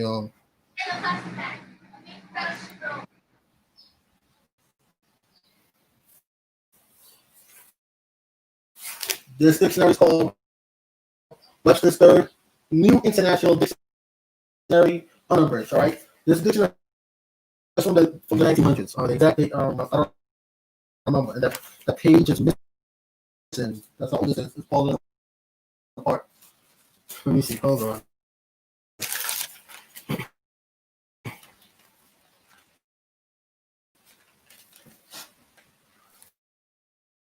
That page is missing. But anyway, we're going to start from. Where's it? Give me a second, y'all.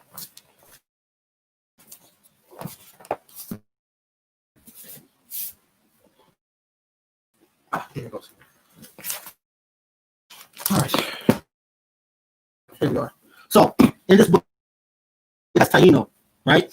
And it says Amerind origin and extinct Aboriginal Arawak people of the Greater Antilles and the Bahamas. Now, the Greater Antilles, that's what they now call a corporate paper.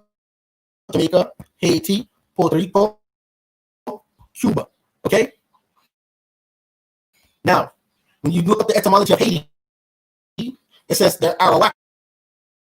Okay? And it calls the entire island Arawakan. When they say the entire island, they're talking about the Dominican Republic side, the whole thing, because it's one island. But here, to show you that they're trying to write anything dealing with Arawak with the colonial spelling, they're writing out the history books. That version of the spelling is a eugenics version of the spelling as code to them to say, here, let's get rid of them. Right? So here again, you see where it says Tainos of Amerind origin. Okay? And then when they put of Amerind origin in this dictionary, if you don't understand what brackets mean that something does not exist. They put the Amerind origin in brackets. See, you have to know how to break past these spells, people. It's in brackets, not parentheses. Brackets, that's like the boxed off areas. They put it in brackets. Then, after they put it in brackets, it says an extinct Aboriginal Arawakan people of the Greater Antilles and the Bahamas. Pay attention, honey. Look how they wrote H's out of history. They said extinct, right? Watch this. It's the whole definition now. Of Amerind origin, and extinct Aboriginal Arawakan people of the Greater Antilles and the Bahamas, especially of Hispaniola. Okay? A member of such people, the language of the Taino people. Okay? Then it goes into taint, because they're tainting our history.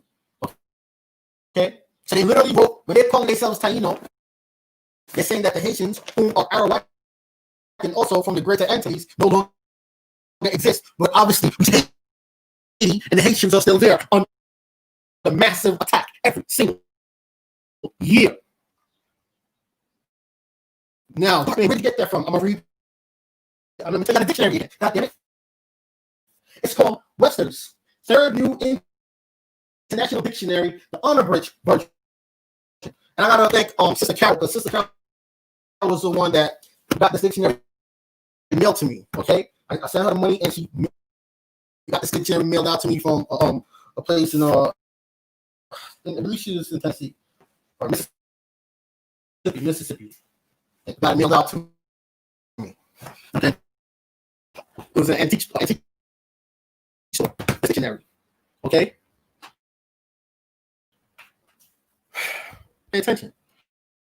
That's in the definition. Okay?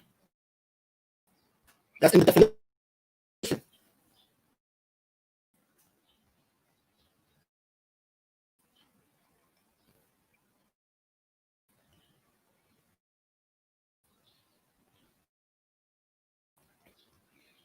If you guys, are you guys hearing me fine?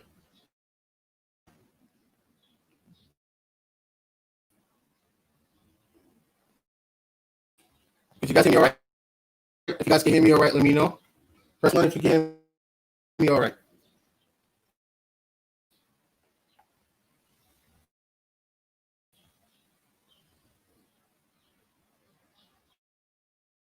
You can't?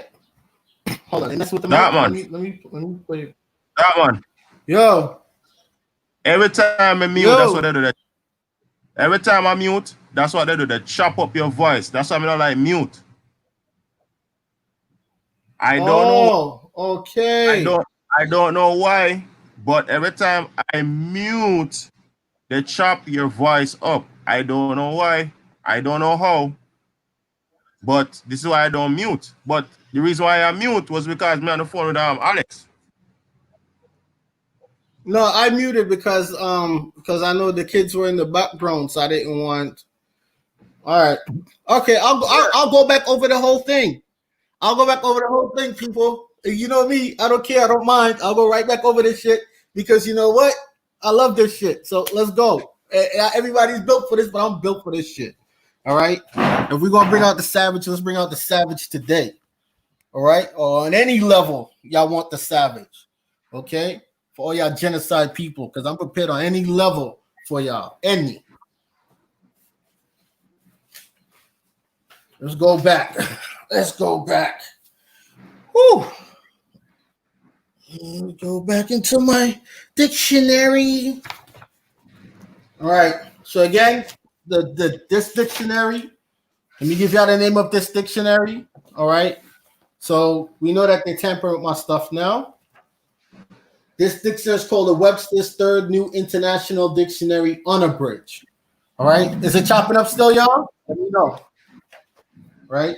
So it's called the Webster's Third New International Dictionary, the unabridged version. And I was saying that I have to thank it was a sister named Sister Carol that when I sent her the money, she got me this dictionary from an antique place. I think it's in Mississippi, and mailed it all the way to where I'm at to me. All right. So, and this book is heavy. Okay, but it has lots of gems in it. All right. So here we go.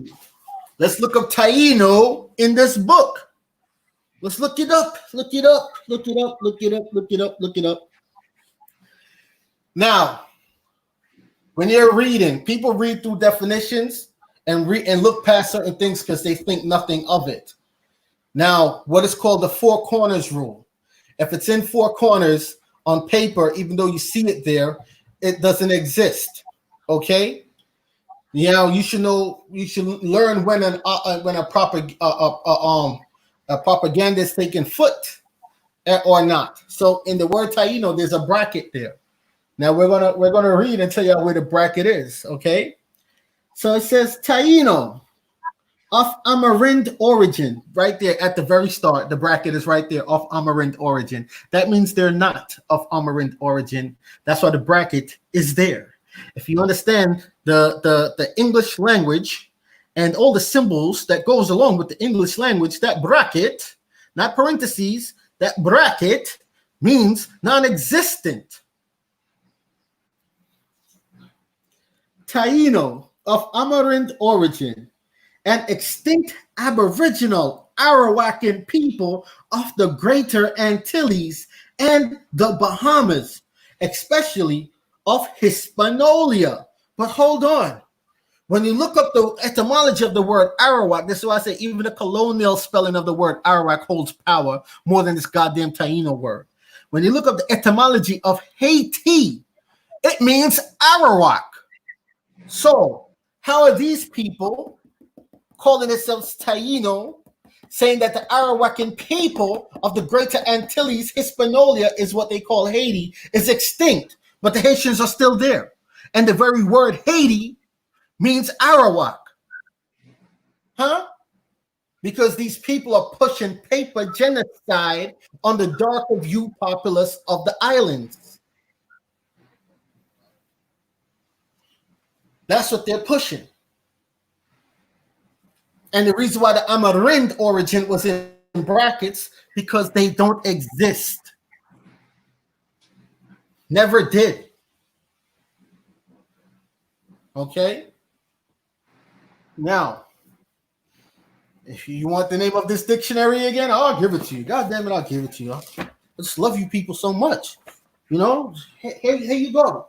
Webster's Third New International Dictionary, unabridged version. All right? Now let's look up some more words in this dictionary.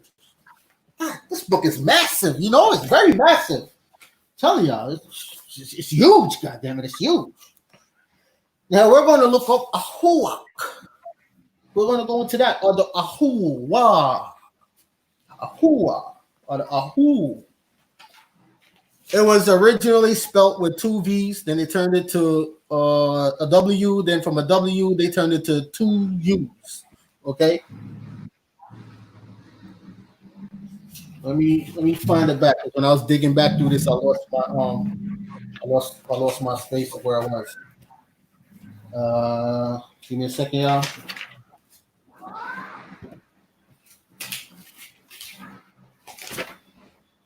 Keep going back.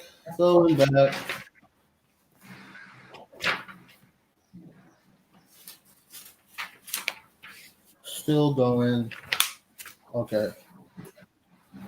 Here we are.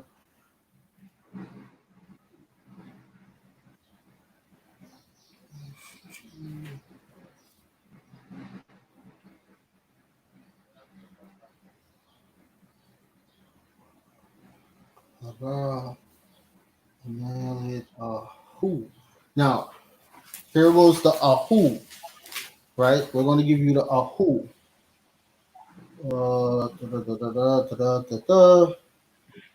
Ahu. Ahu is Hawaiian. Look, and even this is in brackets. Pay attention. You know why it's in brackets? Because they bred in Hawaii. They bred out the original indigenous people. They bred them out.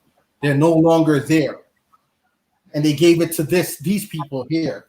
So the Ahu Hawaiian is in brackets. Maori, Tahitian, and Marquesan. All right. A mound or stone heap serving as a boundary or a memorial, sacred Polynesian burial place. That is Ahu. Okay. Now we're going to go into I think this on Ahua.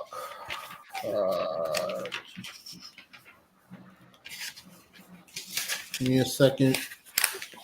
I had everything marked, but I lost it when I kept flipping back through the pages.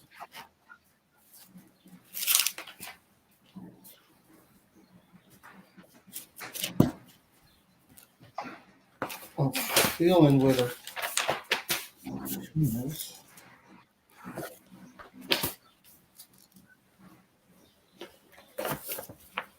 Okay.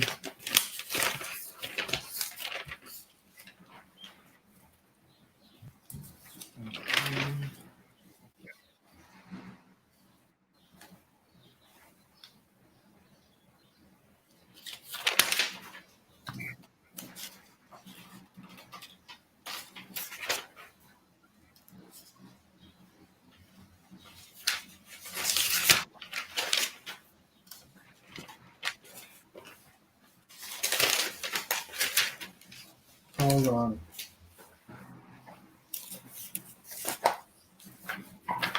All right, take over while I look for the 2 minutes. Come again? Take over while you're still talking on the phone? Yeah, man, for it, Alex. Oh, I'll tell you to take over while I find back these definitions. Everything that I had that I marked the place for the definitions, they fell out the book. So I got to go back and look and dig back through.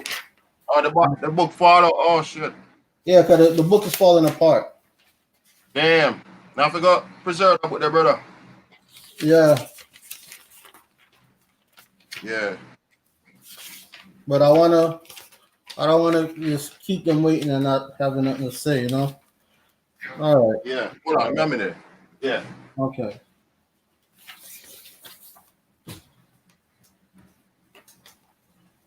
All right. Give me a second, y'all. All right. Because I had two more definitions marked off from this book. So that's what I'm looking back for y'all. Right. Yeah, Okay. yeah. Sorry about that, people. That's important. But yeah. Where it was at with the where was that? Where you leave off? I was breaking out the definition of Taino to show that Taino does not exist in the dictionary Oh, that I'm reading. Taino. All right, let's see if we can put it up. It's a funny word. I find it funny that they use it. Uh, Crazy. Yeah. Let me pull it up and see where it comes from. It's a word. What I mean, at the end of the day, Oh, all right. truthfully, I they could found call themselves whatever they want to call. Yeah, they could. That's true. Go ahead, bro. Go Go ahead. ahead. Yeah, Yeah, they could call themselves whatever but they we call are, themselves. we are Go ahead. Go ahead. Go ahead. yeah, but us, the West Indian tribe, you hear me? Yeah. You hear me? Yeah. Yeah, yeah. So I'm saying they could call themselves whatever they want to. They could call themselves ants. Doesn't matter to us. Indian tribal society, what we are doing, we are dealing with law. We are dealing with we are dealing from a lawful approach. We are setting precedents. You know what I'm saying? That's what we are doing. So we could move in a lawful manner, not just on names and all these things. We're gonna be say no. We're gonna be a part of the international community. You know what I'm saying? Yeah. A part of the nations. You know what I'm saying? So we will have our own constitution. We will regulate our commerce and we protect our lands. That's what we are dealing with. Okay. So if these people want to identify themselves as a bird or whatever, Taino, really doesn't mean nothing to us at the end of the day. We know who we are. We know that we are the original inhabitants of the land. We are dealing with the land. That's it. We're Exactly. identifying with the land. That's it. So Exactly. they could call it anything they want to call themselves. As long as we identify with the land, that's all we concerned with. And this is what the West Indian tribal society is about: protecting the culture and the land and the people. Okay, the people's rights, the people's free will.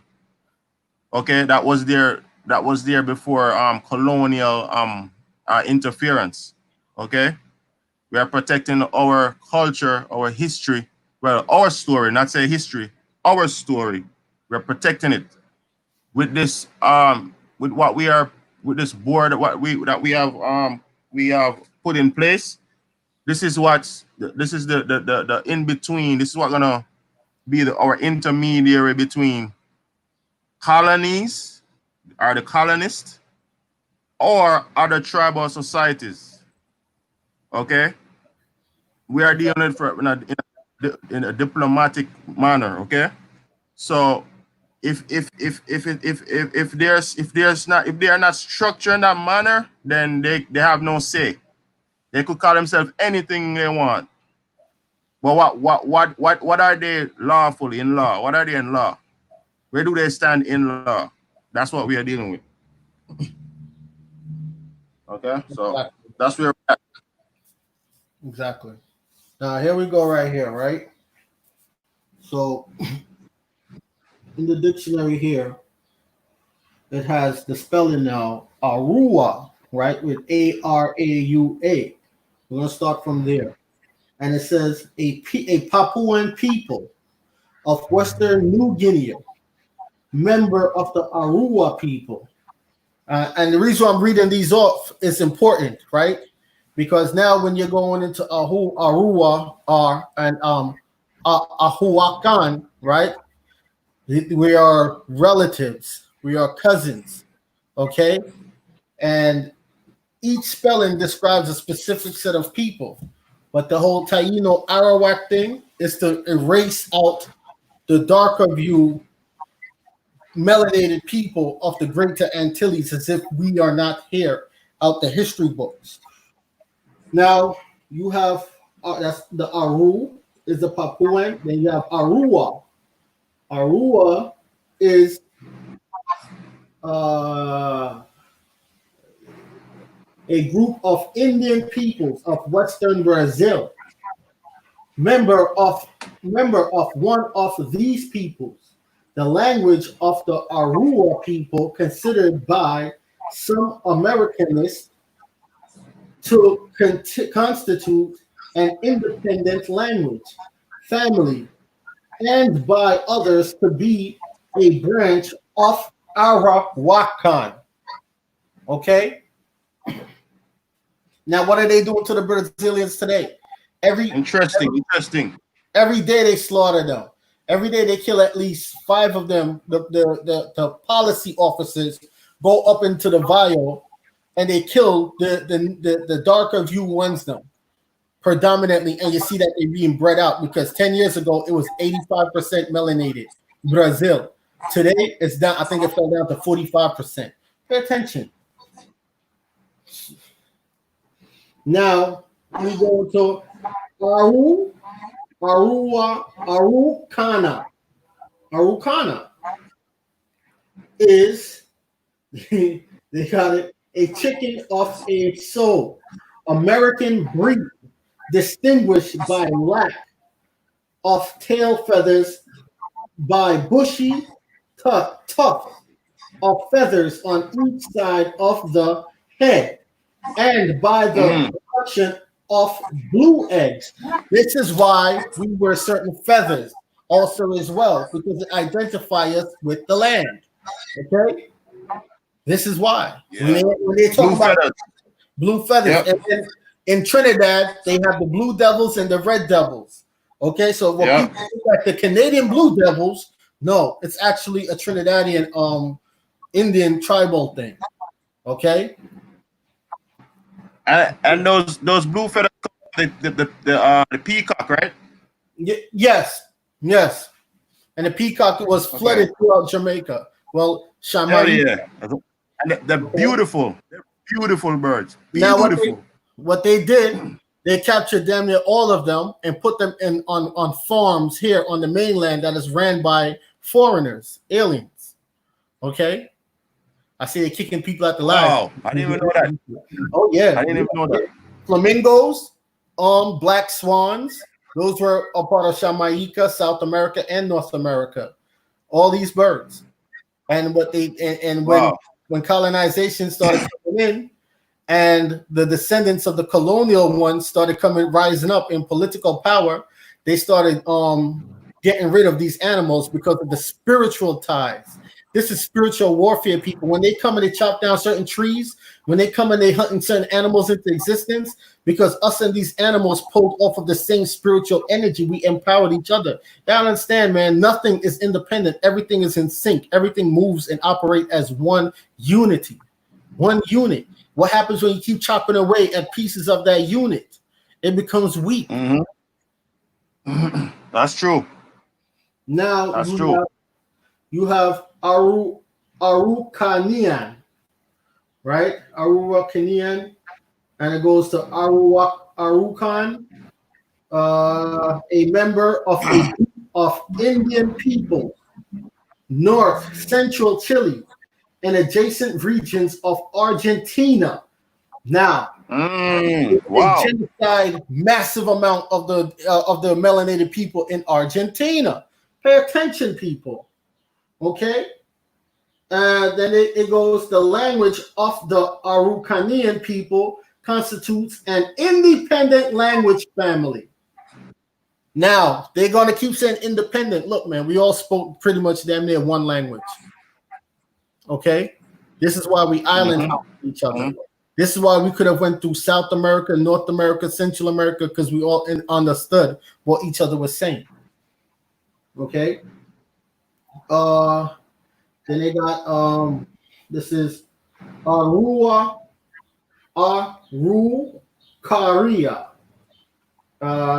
This says small genus of tall, so American or Australian trees, okay, with branches and seeds, all right, and then it just keeps going. Now let's go to Arawak. Let's just skip all the way down to Arawak, right? Remember, Terra Fuego is at the southern tip of South America, and Terra Fuego is where you call Terra Australis. Yes, Remember, what they call Antarctica is Australia. That's the yes, original Australia. yes. Okay, I got maps of that. Condrop got that. Condrop got the drop over there, so you can go Yep, see. Yep. He does. Now let's go over to Arawak. So we have Arawak. Now, when you look at the Maori people today, and you look at the Maori people of the past was Afro hair, curly hair, dark-skinned people. The Maori of today are pale-skinned people, very pale. It's like what they're doing to the Aboriginals of Australia. Now, when you type in Aboriginals of Australia, you're going to see light of you, pale-skinned people. And they got the dark-skinned one pushed to the back because they're genociding them. Okay? They genocided them with the same thing that they're trying to hit us with this coronavirus vaccine. They've been hitting them with disease after disease after disease. When it's not diseases, they've just been poisoning their drinking water supply. All right? So here we go. So we have Arawa, and they call that, and they put it in brackets, Maori. A Maori people of New Zealand, right? Then they got Arawak. Arawak with the Arawak or Arawaks, and Indian people or peoples of the Arawakan group, formerly occupying of the Greater Antilles, but now scattered in small numbers along the coast of the British Guiana and member of such people. Pay attention. I told you, anytime it turns to the Europeanized spelling, it's them writing us out the history books. They said we're small and we're scattered. Xamaica, they say, has 2.9 million people. Over 80% of them are of Arawakan descent. We're still here. It's just that those who segregated from the ones in the country and stayed more towards the mainland and dealt in and dipped and dabbed in the affairs of business, of corporate affairs, stopped identifying with their ancestral title. Those who started doing business and giving power to the colonial forces, brought in the colonial forces, became corrupt. We all have dirty laundry in our what they call it, backyard, whatever the heck, right?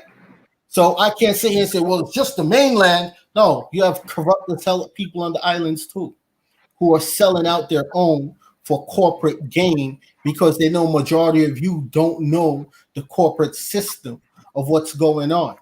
And even though they will identify as Arawak, they won't come out in the public and say it. They'll come out in the public and say, well, the descendants of African slaves and us Tainos, and all words that write you out of history, all words that take away from your nationality, all words that take away from your ancestry, all words that mark you as stateless, landless, titleless, ancestryless, all words that's going to get you locked back into indentured servitude, involuntary.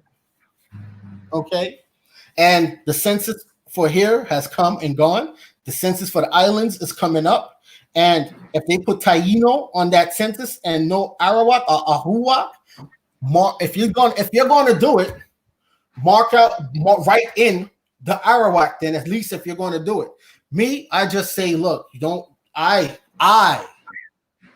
would not do that census. I would write some form of document. I don't care if it's in legalese or not.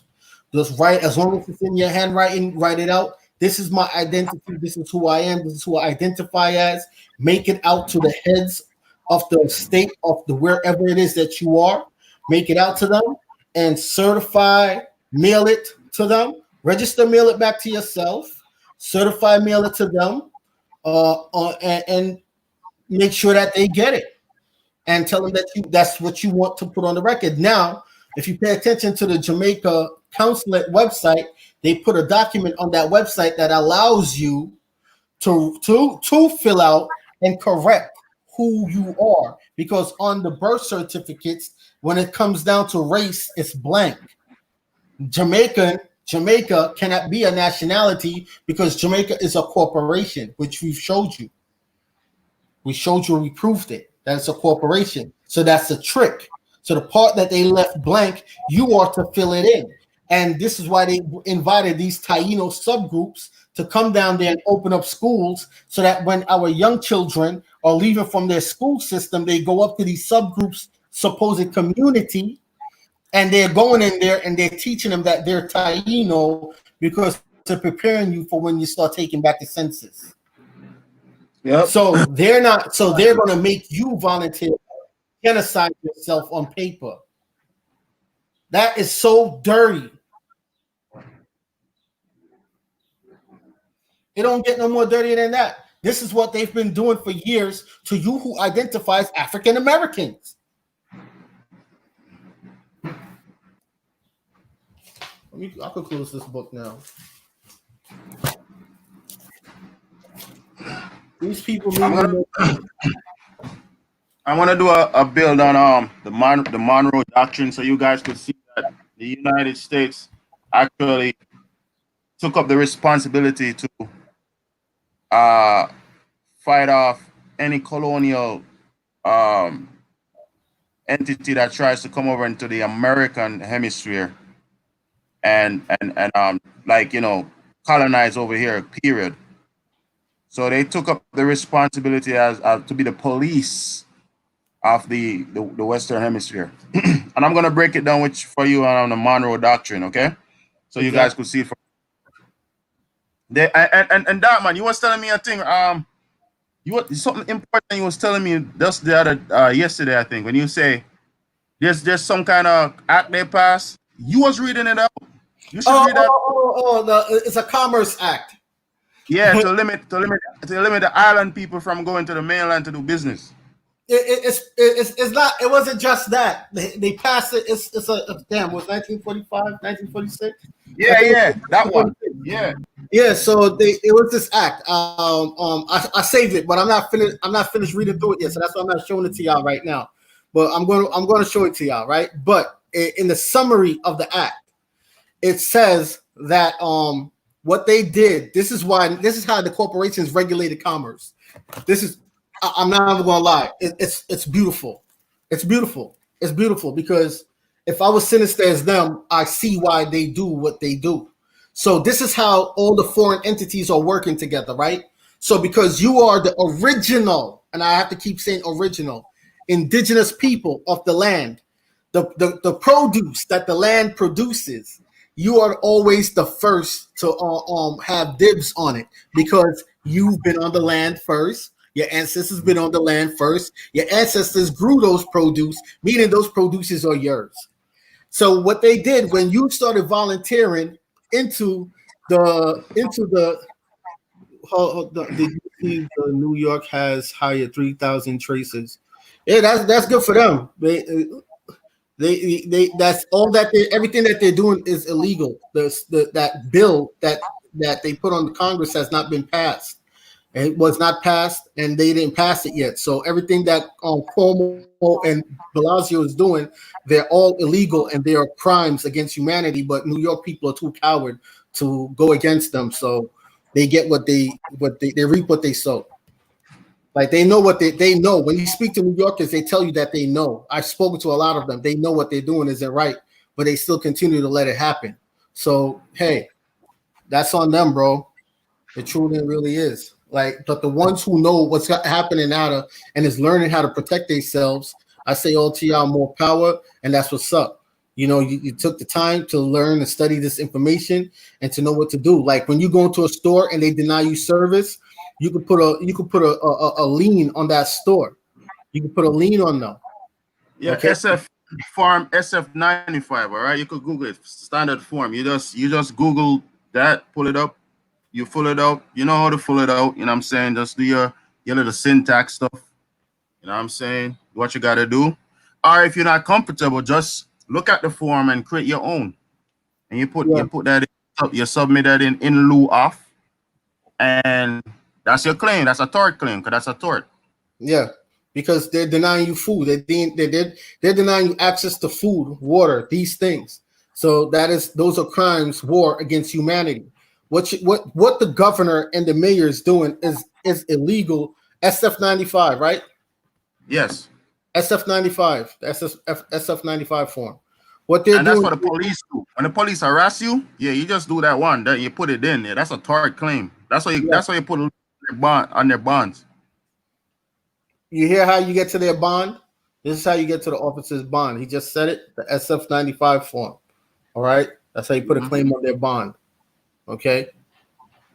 And the more people do that, you're going to see them change up real quick, fast. Everything that they're doing now is for you to vote Trump out of office. Okay? Because he's about to change up commerce in a major way where it gives you a major advantage. And they have to think that this man is your enemy. And this man is not your enemy. I'm telling you, when Cuomo was saying, well, if you have an issue with the police, you could go to the state attorney general. And when I kept telling y'all, do not do that. That's his boy. He's in each other's pockets. You go to the federal, which I believe it was the New York State Attorney General that Trump just fired. God damn it. God damn it. Mm-hmm. Huh? Yeah. But so this is how they lock down commerce. And this is how they've been locking you up for that act that I was reading, locking you up for weed and all sorts of stuff. So that act shows and proves, and I'm gonna introduce it to y'all real soon. It shows, man. That was fire. That was real fire, bro. Yo, when I was reading that, I was like, oh shit. It shows and proves that they haven't been locking you up for the product.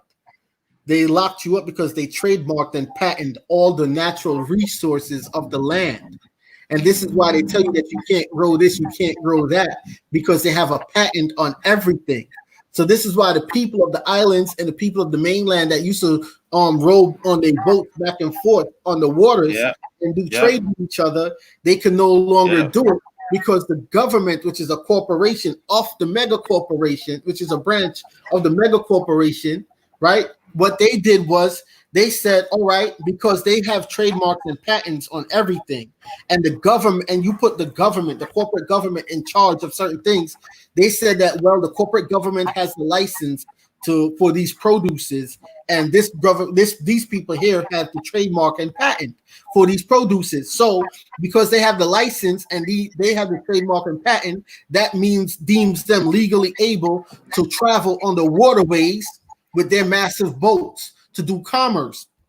But you, whose great-grandmother and great-great-grandmother and grandfather, who used to come down from the mountains on the horse or the donkey with all of these bananas, yams, coconuts, grapefruit, berries, and all these things, they used to go down to the harbor, the ports, and go on your boat and row over to the mainland and to the other islands, right?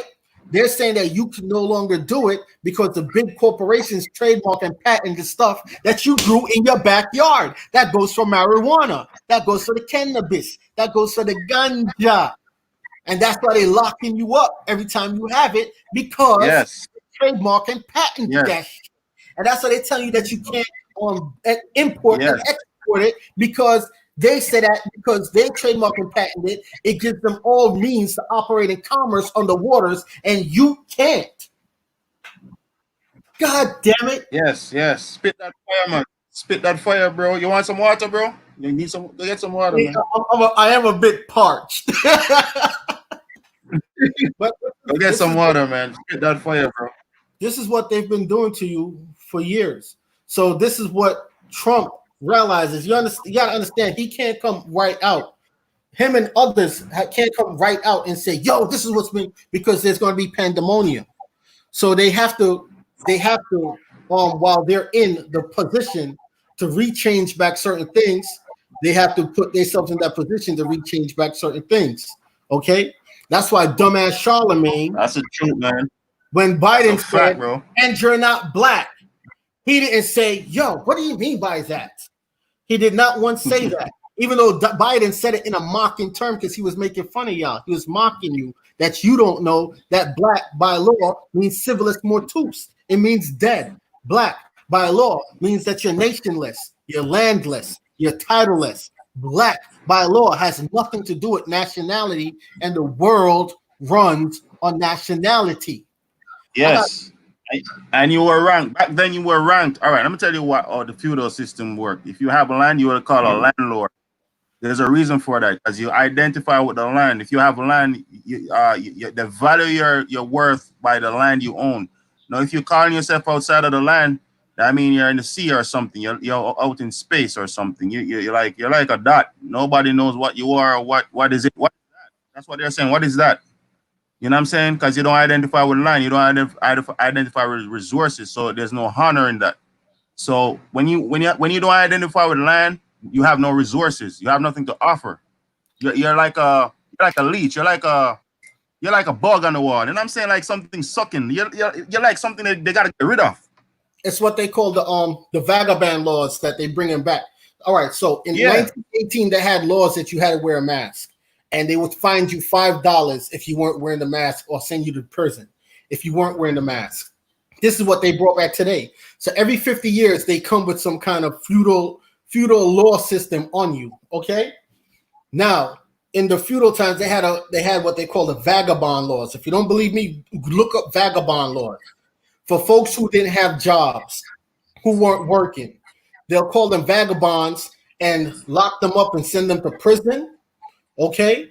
Or they'll lock you into involuntary servitude, where you're working in a factory, you're working in a coal mine, you're working on a plantation, you're working on some of these places against your will, because the very same people that you elected and put in office shut down all the businesses and pick and choose which ones is going to stay running.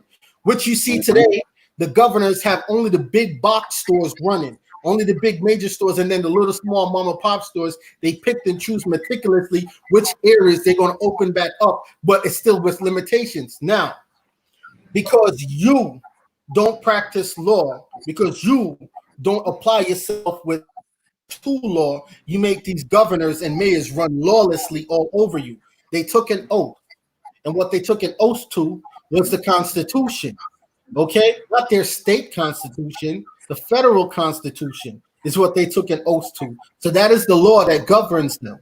Now, when you ask them if everything that they're doing is constitutionally sound, that everything that they're doing is by the law, and that they're upholding the Constitution, you tell them to swear on their oath that they're upholding the Constitution. They can't do it. Okay? Because what is the Constitution? Now, you're complaining about police brutality, but you have your governors and your mayors talking about, well, we're going to redraft back this new policy, but you're not practicing or doing constitutional law. You're not practicing or even doing common law. Now, why is this important? Your governor, your mayor, your sheriff, the head of military, the president, okay, your senators, your congressmen, your councilmen, your fire chief, all took an oath to the Constitution, because that's the law. Now, when you read through the Constitution, okay, go the 1776 Bill of Rights, your amendments, your Constitution, okay? When you read back through those, you're going to see how well it protects you against the corporation, but you have not been enforcing it. And when you watch these Caucasian dudes on YouTube saying, constitutionally, you can't do that to me, you laugh at them. You make fun of them, right? But you're not getting it. That is the law. Governors and mayors today have been violating that. New York, New Jersey, all the big cities have been violating your Constitution for years. And they're bullies. That's why when I went into the store the other day, and the store clerk said, hey, if you don't wear your mask, they're going to find us. And I'm like, well, I ain't putting on shit. Long story short, I ain't put that shit on. Okay? Now, when I went into that store, they said they're going to find us. I said, do you want me to tell you how to get out that fine so that they can't find you and they will never come back? The Negro was the one that answered and said, no, we don't want to know that. Mind you, he's not the manager. He's not a supervisor. He's not an assistant supervisor. He's just the one that packs out the goddamn shot. Nah, we don't want to know that. And then the manager looked at him like, nah, we don't, nah, I'm good. I said, well, I'm not wearing the mask, and I can't help you with you getting fined. I'm not an employee of here, so your policy don't go for me. Then it hit me. This is what these mayors and governors have been doing. They've been bullying these businesses to get you to submit. So this is crimes against humanity. It's against the Constitution, because the Constitution says you're supposed to be secure in your papers or your persons. Your persons is your physical body. No one wants to tell you what to do with it. So when the mayor and the governor tells the businesses, the small businesses, hey, I'm going to use the city inspector to shut you down and take away your license, or make them harass you, or make them find something to shut you down for, that's extortion. That's bullying. Okay?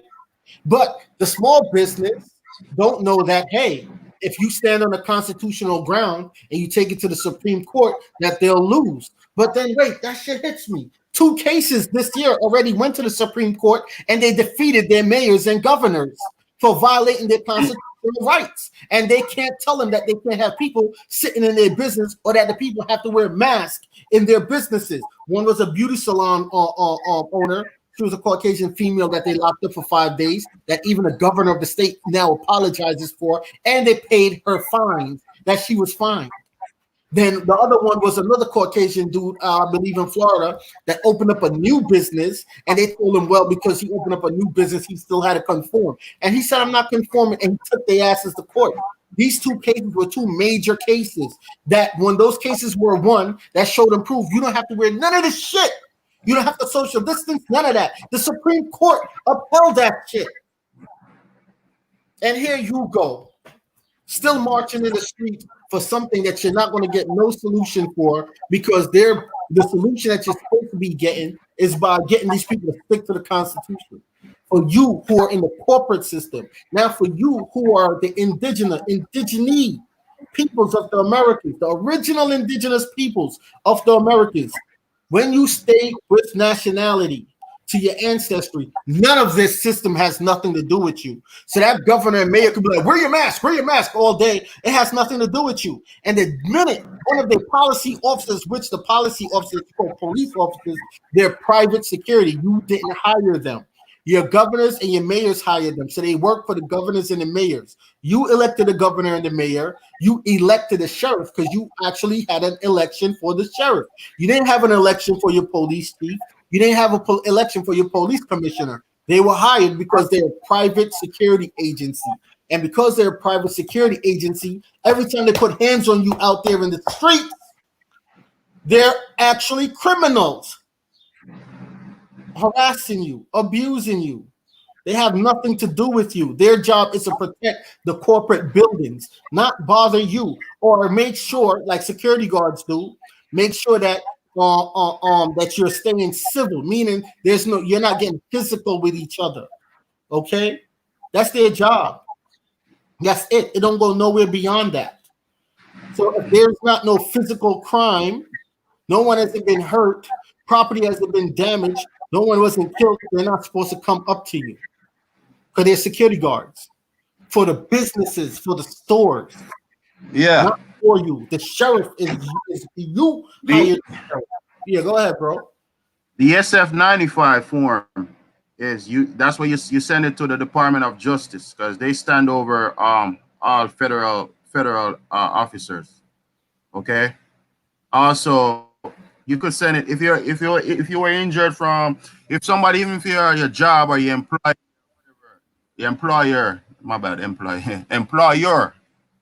say your employer caused you some harm or tort, that's qualified for tort. That business is actually a subsidiary of the U.S. corporation. So because it's a subsidiary, the Department of Justice stands over that entity. So you gotta, when you're doing the SF-95, even if you go on the Department of Justice website, you could read about the SF-95. It tells you where to submit it. It tells you where to send it to the Department of Justice, because it falls under the Federal Tort Claims Act. And mind you, every entity out here is federal entities, because they do have an EIN or a social security number, or whatever number they get from the IRS. That's a federal number. Okay. So if you got injured by any entity, any person, officer of the entity, like a police department, yes, you could submit the SF-95 to the Department of Justice, and you put in your claims. Your tort, because a tort, anything they do to you is a tort. They cause you harm. Your rights is your intangible property. Okay, rights, your free will, that's your intangible property.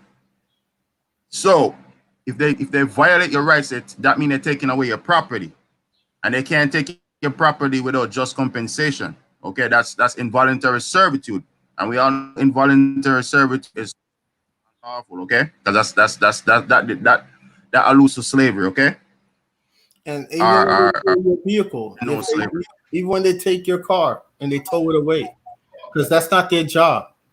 Okay, they're not supposed to go to you and be like, well, you didn't turn your on your left turn signal when you was about to turn left down this empty street where there's no car coming. So that's a traffic infraction. No, that's not their job.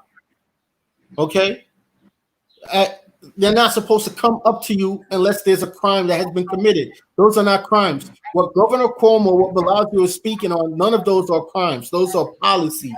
Those are bills that they're putting into the corporation. So when he said, "Oh, we just did this reform for the police officers," the police officers work for them. The police officers is an entity hired by them. So all they did was, you go to work every day, you have an employee handbook. They upgraded their employee handbook. That's all they did. That's what a policy is. Every time you hear them saying a policy, they're just upgrading the work manual for their workers.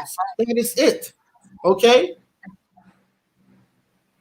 Yes. So that's it. Now they also have the Coronavirus Act of 2019. Do you hear me? The Coronavirus Act of 2019 that was passed through Congress in 2019 for damages that you receive from agents and agencies of the corporation, meaning your mayors and your governors that are telling you to wear these masks. And when you read the box of the mask, the company that makes the mask tells you that it does not stop viruses. So why are you wearing it? Why are you wearing it to an airborne thing? When you're hot, don't open your window.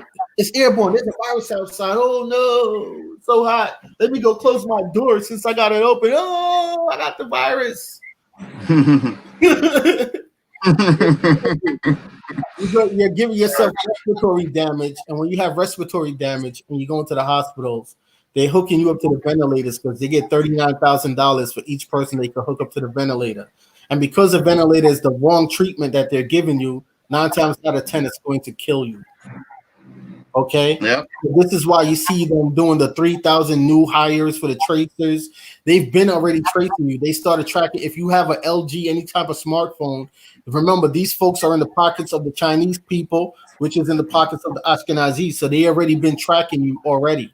All right. And when you went out and did your testing and got your swab, you gave them your information. So everyone that got the testing and the swab, they're going to come knock on your door. Everyone that it's a particular flu vaccine that had this particular flu vaccine. Those are the ones that's also dying from the supposed COVID, right? It's from that flu vaccine. They're not, your doors are the ones that they're knocking on.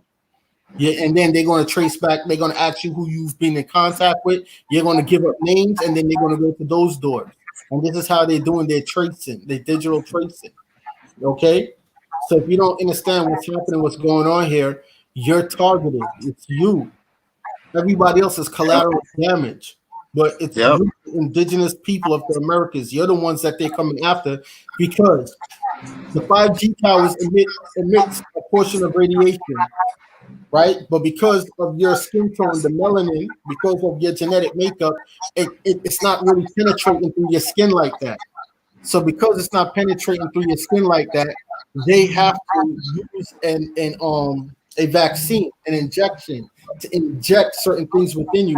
And this is why Trump is saying, slow down the testing. Nope, I'm not doing that vaccine. I take hydrochloroquine because he knows that the what they're calling the coronavirus, what that does is it's causing blood clots in your body. And hydrochloroquine is a blood thinner that thins out blood clots.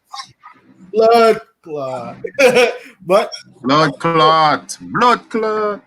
Yeah. Okay. So the man is not crazy. Yeah, he says stupid shit sometimes, but I don't look at what he says. I look at his actions and what he's been doing. And a lot of y'all have not been doing that. I've been looking at the certain things that he has done, and he's done a lot of stuff for you who identify as black. A lot of shit. More than any other president. Bill Clinton signed that 3-strike bill to make you do life, even if you got locked up 3 times for jaywalking. The fuck? Yeah. Those are the people that he's freeing from prison. And y'all voting against them? It's crazy. Crazy. Mm-hmm. You don't want your brothers and sisters to come home. You want them to stay there and be somebody's booty meat all day. You don't want them to come home. Or they're taking somebody's booty meat, goddammit. You don't want them to come home. So these people know what's going on, so they shut down the economy. What happens when all these prisoners come home? No job. They being set up now to commit crimes to go get sent to prison. So your governors are setting you up. Your mayors are setting you up. In the 23 states that keep talking about this is raising and this is, pay attention, man. There's an agenda here. Some of these states are constitutional states that they're trying to do away with the Constitution. So the only way to do away with the Constitution is to create a form of chaos to have the people willfully give up their rights. They hit you with 9/11. Your own state government did that on you with 9/11. Okay? But yeah, go ahead. You see, the Constitution. You know why they don't like the Constitution. You know why they try to even do away with it, and you know why they amend it. Why? You know why they go ahead and keep amending it and changing what they want, 14th Amendment, and all that garbage. Even that is illegal because even if they're not supposed to do no changes to the Constitution. That's treason. Yep. That. Yeah, but check this out: the Constitution is a corporate charter. That's what a lot of people don't realize. It's for the corporation. The corporation is the U.S. The U.S. corporation and its subsidiaries is bound by that Constitution. Yes. So all these states that are subsidiaries of the U.S. corporation is bound by the corporation. So because these are corporations and they're for profit, they don't see the benefit in having the Constitution because it's going to mess with their profits. So what they're going to do? They're going to try to get rid of the Constitution. Go ahead. Yeah, this is why you have to revert back to Indians not taxed as Indians, right? It's very important you understand what we are saying here. It's important that you revert back to Indians not taxed because Indian not taxed was even before the Constitution. That was from in the Articles of Confederation. That say Indians are not even members of these states, these colonies. So when he's saying Indians not taxed, it's just reverting back to the Articles of Confederation, which is the original charter between the people, the colonial, the foreigners that came, and the colonies, like the plantations that were set up. So the Articles of Confederation was to protect the people from the plantation owners. Okay, and now then they go one step further and they did a corporate charter, which is called the U.S. Constitution. That's a charter for the corporation, but that's the original charter for the corporation. Okay, and that's what they want to get rid of because it's not profiting. And this is why I think they say Obama. Allegedly, Obama gave the Constitution over to the United Nations.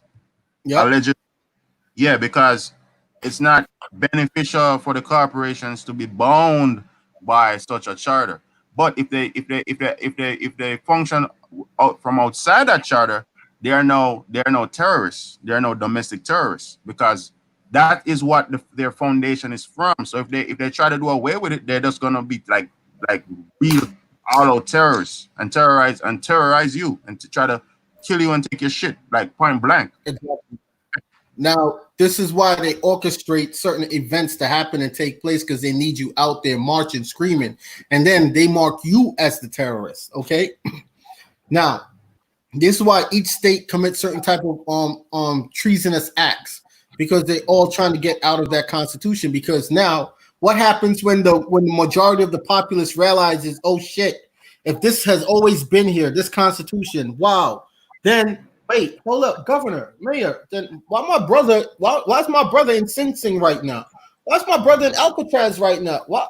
Wait, why are you locking us up for selling on these trees? What's going on here? Why is the police beating our heads in for these tickets? These supposed driving tickets, these things. What's going? Wait, what? Hold up. That's all of that has been war on humanity. That's just a corporation extorting money out of you because that's how they make their money. Like the brother American Arawaks said, they are a for-profit organization. Okay, and when he said Indians not taxed, let me show you something what he means. God damn it! I'm just going to show you a snippet of a map. Okay, for those who don't get it, forget it. Just a snippet of a map. Snippet, and I'm showing you the snippet for you to go do your research. Y'all see that? You see this imagery on the map? Huh? You see what it says here? Now, when you go back in the oldest maps before they changed it to Jamaica, right? It's going to say Xamaica, or they have Yamaha and all sorts of different other spellings. Okay, but you see this? You see this? So now when they show you that long-haired, pale-faced person as the Arawaks, or they call it Tainos, now you see what the agenda is. Now when it says Indian not taxed, then for the mainland people, this was the imagery also representing you when you go into the archival records. Now they told you, oh, because of COVID, you can't go to the archives into the Library of Congress no more. You can't go to certain libraries. Arawak, take it over. I gotta. Someone's at my door. Yeah, so you see this map right here. If you look at it, you realize it doesn't have the crown. Like, does it have the crown on it? The crown helmet? Because the newer version of the coat of arms, it have the crown helmet on it. Okay, and before the coat of arms didn't have the helmet on it. Okay, so this is what when they took over and the real colonization started. All right. The incorporation, okay. So when we are also this one of the few so-called countries that's left. When you look on our passports, you're gonna see just like that, the coat of arms. You don't see anywhere else in any other island or any other mainland country or state. But on our books, the passport that they give to us, that they claim as their property, because just the paper that's their property, nothing else. That's the paper. They claim the paper. That what they give us, our document have the Indians on it like that. Okay, you see nowhere else. Only where they call so-called Jamaica has that coat of arms with the Indians still on it to this day. Why is that? Exactly. You know what I'm saying? So Gotta ask yourself, why is that? When you go into the archival records, now this is what's going to piss you off. All of these Pan-African teachers have lied to you. Your General Seti has lied to you. Your young Pharaoh has lied to you because they still push that black hole agenda thing. They've lied to you, and you're going to go in and when you're going into the archival records, don't go in there looking for everybody's history. Go in there looking up your family history. This is the only way you're going to learn truth. Don't focus on the entire world. Look up your family's history. That's it. Go back to it. Look at your family history. See what it is, and then you will know truth. Mm-hmm. You will know truth. Look up your own history. Your history. Hey, Arawak. The slips came, yo. Mm-hmm. All 600 of the slips came. Oh, good. Sound good. We're gonna go. And the seal. And the seal. Oh. Yeah. Mm-hmm. We're in business. Sound good. Yeah, man. But like changes, a lot of changes taking place. Yeah. So, yeah. So when we say we are Arawak, what they say now, Arawak, this is what we're talking about. We're not talking about our ass. Okay, it's there. It's on the passport. Like I don't know what more to show you or tell you. Like the coat of arms is still on the books. They didn't hide it. All they do is lighten it. You see these two Indians here? They just lighten it. That's all they do. They keep lightening it. Over the years, they lighten it. That's all they did, and they turned it into a Taino now. Yeah, that's it. Okay. All right. We're not saying that these Tainos don't have any blood ties to the original people of the land. What we're saying is they're trying to genocide that portion of the ancestry. And when they're doing that, us who still identify with the original people of the land, they're genociding us. Our ancestors didn't call themselves Taino. Our ancestors didn't refer to themselves as these things. First, our grandparents and great-grandparents don't know of these Tainos that they're speaking of. And this is why you always see coming from the most Spaniard-dominated places first, because they were the first set of colonial forces that came over here. And those colonial forces were not Caucasian forces. They were dark melanated forces at first. And then it became a lighten out type of thing, an agenda that started taking place. All right. Now, the reason why they're pushing the old Taino thing, because they're pushing that whole gender bullshit. Look, man, if you chop your dick off and you was born a boy, you could go to the surgeon and get breasts and turn your dick into a vagina. You're still a man. Yep. End of the goddamn day. All right. So that's it. Change that. We as Arawaks don't identify with none of that dumb shit. Nope. We're building all of that. We're building all of that, and we're not advocating for. We're not separatists. We're not colorists. Once you have a relative that's Arawak descent, you are Arawak. That's not even something to debate. You can have one drop of the Arawak blood in you. You still have our descent in you. That's it. You're still one of our peoples. It doesn't matter. We're not colorists. We're not eugenicists. All we are saying, pay homage to the original. That's all we are saying. Not going to sacrifice one set of ancestors to push the genocidal ideology of your other set of ancestors. I'll be damned. It's not happening. No, it's not happening here. Right? Doesn't matter if you're biracial, if you're from Europe. Once you have a drop of our blood, you're our people. We acknowledge you as you're our people. That's just a fact. If you have a grandmother that's Arawak, you're Arawak. You ain't nothing. You're not different from us. Yeah, you have a little bit of a mixing of going on, some mixing stuff going on, but hey, it is what it is. And we can't change that.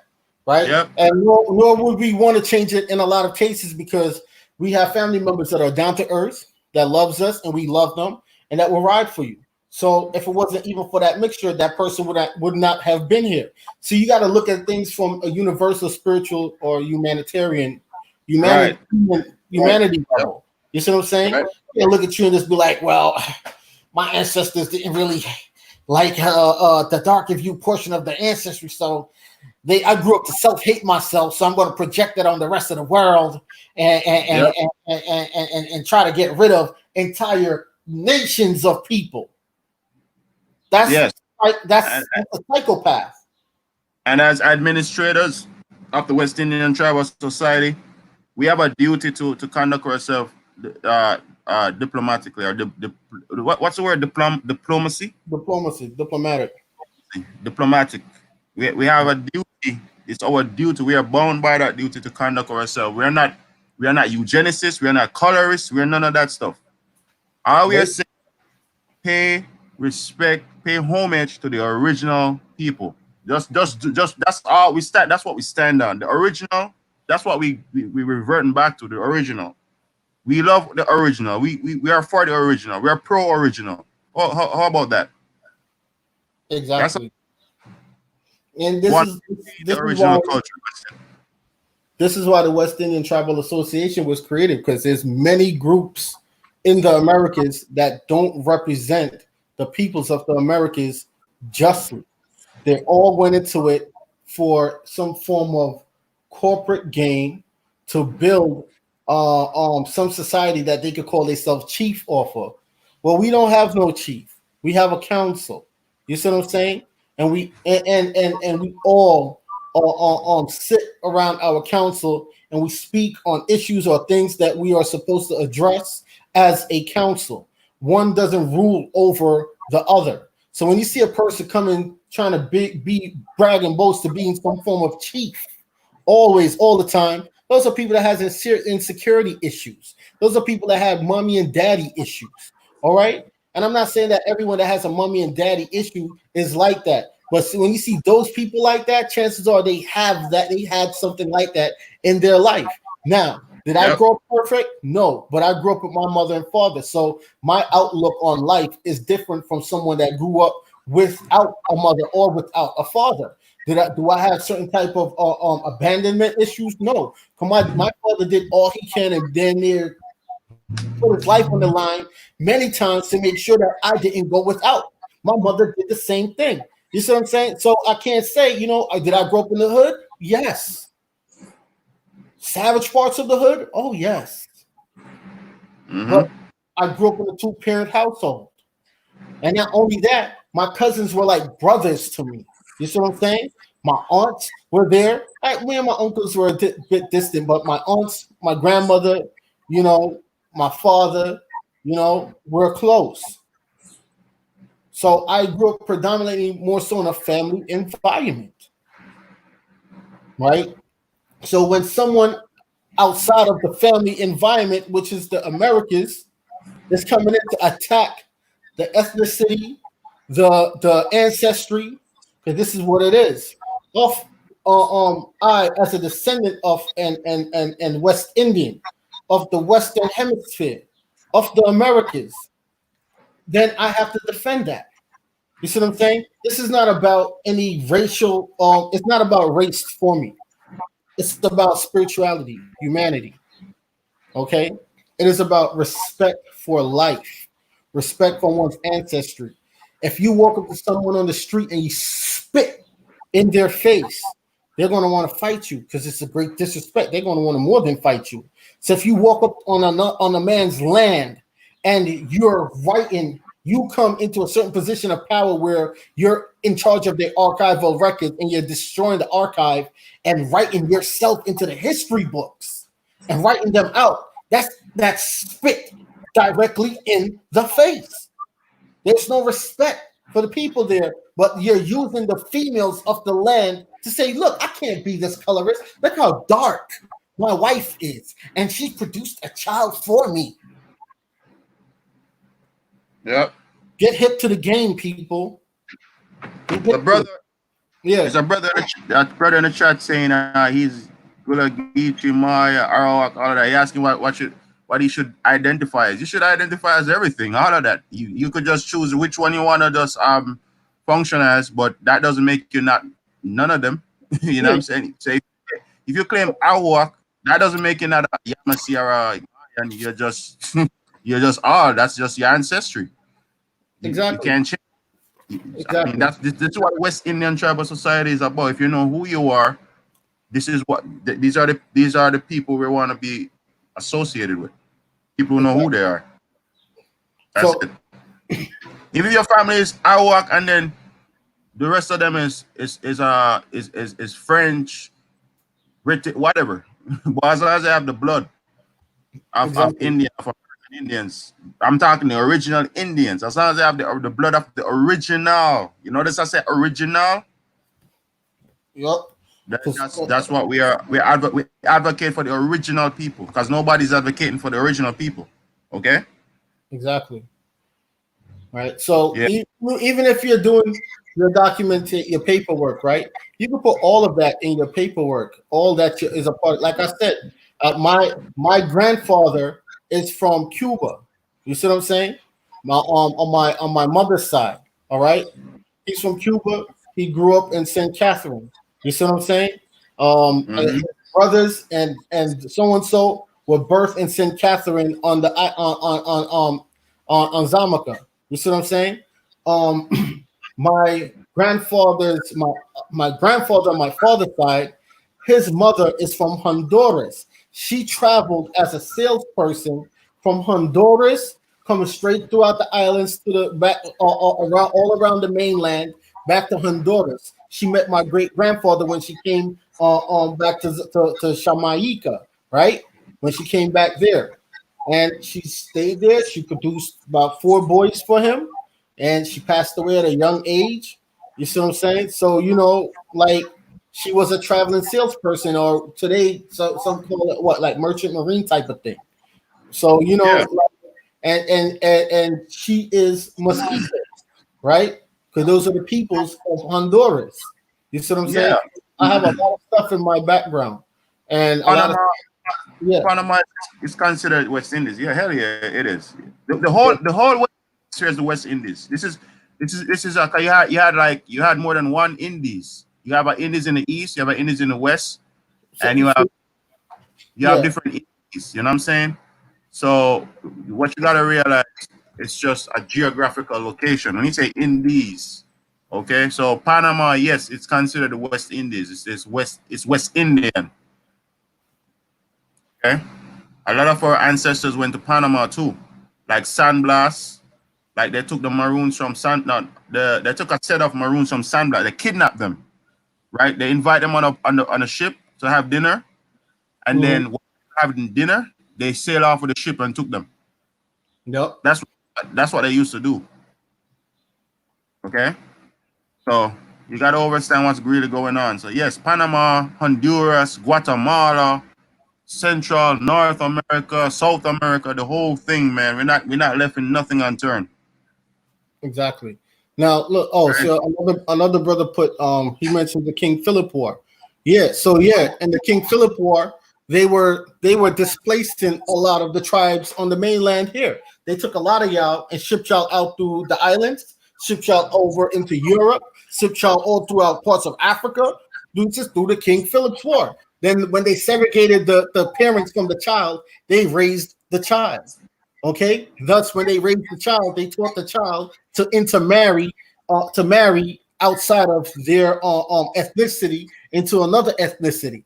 This is how they were. So when I'm talking about eugenics ain't something as of today. It's something that has been going on. And now you have the descendants of King Philip. Wink, wink, hint, hint. That's also pushing the same thing by sitting down with the federales. God damn it. He might put that out sweet.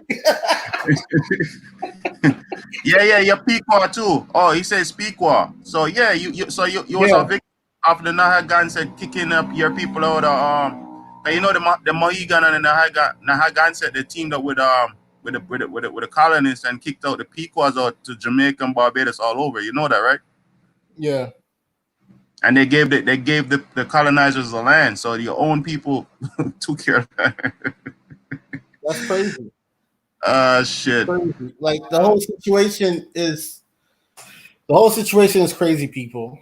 Okay, but we as Xamaican, as descendants of who they call Arawaks, the Ahuakanan people, we don't identify as being Taino people. We don't. Arawak. That is who we are. In colonial terms, they call us Arawak, but we are the Ahuak people. They also call us Maroons.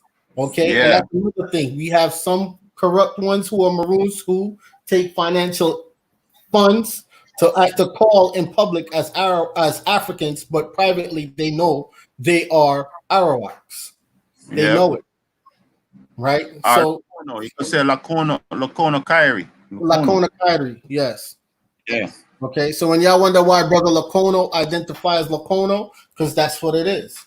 But it ain't no Taino or Tiana. I don't care how they want to pronounce it. It's none of that. Okay, and we have to rebuke it. So if we say Arawak and they say we're Taino, no, I'm not that. I respect what you want to call yourself, but I am not that. And the reason why they have to change it and have us identify as that, because if they can't get us to identify as that, they have no claim, none. Yep. So, Lance Ward, Lance Ward is saying, is there a way to get around the real ID? I have to renew my ID and all this. Oh, so you need an ID to work? Is it a driver's license? What is it? You drive trucks? What happened? Because I don't know the situation. It just depends. Well, if you're driving a truck and you have to have a commercial license, I mean, they should have an option to just go to regular license. You could just apply for the regular license, but restrict your autograph. You know what I'm saying? Always restrict your autograph, reserve your rights. Make sure you put on there that you are not a legal construct of the U.S. Make sure you address that. And if you have to use the instruments, if not, just get your own ID, create your own. You know what I'm saying? Why do you I just get a passport. You could apply for the US passport, but when you're doing it, you do it as a national.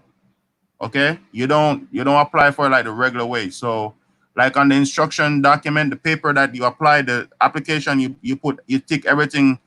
Anything that asks that you're a citizen, your parents, you put no on everything, and you don't put a zip code on there. There's a way you gotta fill out the application, and then you put an affidavit. I think you should talk to him privately because you don't want to come off like you're soliciting on him. No, I'm not soliciting. I should make that clear. This is a disclaimer. I'm not soliciting. It's just a breakdown of how the process is done. Yeah. But just saying, if you wanna use the ID, just make sure you reserve your rights. If not, create your own. That's all I'm gonna say. Yep. Exactly. Yeah. So this is it, people. Just have to learn to protect ourselves. You see what I'm saying? Yeah. We gotta learn how to defend ourselves when it comes to this corporate system. Because a corporation. Let me show y'all something. A corporation is what's called a fiction, or they'll also say a legal fiction, right? Meaning, if you don't rebuke it for not being real, then it will be considered real. But it's not real. A corporation is not real. It's a fiction. So being a fiction cannot own property. So when they're saying that the state says, well, this is the state's property and the state is selling this, or what they're doing now is they have, if you don't want to conform with the store's corporate policies, they talk about they're trespassing you from the building. Now, this is why I showed y'all the Security Exchange Commission website, right? Because you'll see when you dig through these companies, these corporations' documentations, that they have the company as owning itself. And because a corporation cannot own property, that means the property on which you are on, they cannot trespass you off of it neither. And at the minute that they trespass you off of it, they open themselves up for a class action lawsuit. But this is for those, or you could put a lien on them or a claim on their bond, their insurance, all right, that the store has. Okay. And the minute exactly. The minute you know this, you have to know exactly how to come at this. It's not any whole way you're going to come at this and feel like you're going to make a big change. It's a specific way to come at this. And like I said, with that bond number. All right.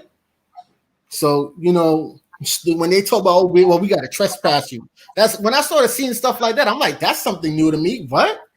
Last time I checked, how could they trespass them from the store? What's going? And this is what these foreigners who are coming up in here and opening up businesses are doing. Talk about they trespassing you. They can't. But you don't know, and they know that you don't know. That's why, again, I'm going to say Joe Biden was laughing at you when he said, Ed, you're not black. And he did that little sinister smile at the end of it. Oh, that made goosebumps came on my arm when I saw that shit. I was like, oh, that's so evil. Because he knows that black is a corporate fiction. Okay? And every time you identify as black, you're saying that you're property of the corporation. And because the police works for the corporation, they have all right by their corporate policies to kick your face in. That's what he knows. Okay. I mean, so to everyone who donated to the chat, thank you. If you all wanna wanna talk more like in a more like when it comes to this legal stuff, because I call it legal stuff because it's not law really, it's legal stuff. You could contact the West Indian Tribal Society. You got the email? West Indian Tribal Society at gmail.com or West Indian Tribal Society for you, the number 4, letter U at gmail.com. Yeah. All right, either or. So, all right, the website will be coming. What say this week? This week by Monday, Tuesday. By Monday, Tuesday, we'll be dropping the website also. Okay. So and don't forget the GoFundMe. Okay, we got the GoFundMe going. Because our brothers and sisters would really want to make this trip to South America to get the knowledge about the herbs and the remedies, bring it back to the islands and share the knowledge with the people and heal our communities. So Go ahead, If you bro. can, we appreciate it if you could donate to the GoFundMe. Because there's information that our brothers and sisters have that they don't have in South America that could really help them out against a lot of the genocide. And well, we don't get too deep into that, but and there's stuff that they know that we don't know that we could put together with the herbs and stuff like that to come back and educate you guys about the herbs and how to heal oneself, and so that you won't have to depend on the same corporate system that's been poisoning you with these vaccines for generations now. Okay, so look, man, you have to take back responsibility for self. You can't keep leaving someone else to make decisions for you. And because these mayors and governors make decisions for you because you let them do it, they feel like they have some form of say so over you at all times. Because it's literally a parent talking to a child. That's how they treat you because they deem you as incompetent. Okay, this is literally what's happening, literally what's going on. All right. So this is why you guys need to wake up. Okay.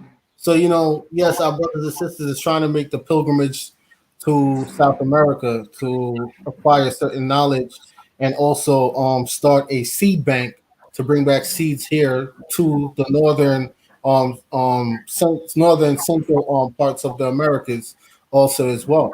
Okay. Another form of eugenics is what they're calling homesteading. Homesteading is what they're giving a lot of these colonial entities rights to go chop down a whole bunch of trees to create these estate lands that they're calling it. But what they're really doing is destroying the ecosystem. All right. Yep. Pretty much what they're doing. And the reason being why they destroy the ecosystem, because again, they're nuking making the world radioactive.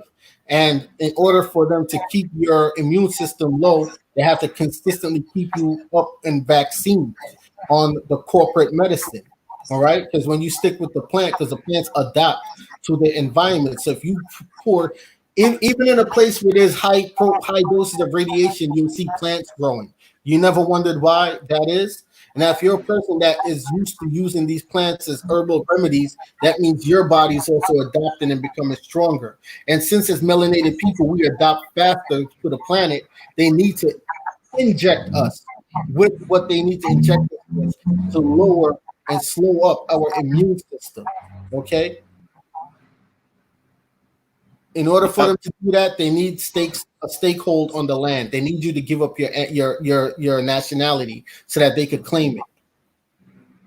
Yep, and this is what the crown did. That's why they kill you on paper and tell you come from Africa. Because listen, you have something called a Crown Vesting Act, right? They created that act to vest land to the crown, and then land that's not claimed.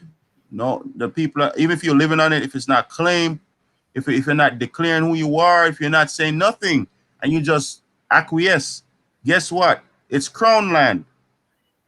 Okay, and then you'll be considered as a vassal or a feudal occupant, and then you have to pay taxes. Okay, exactly.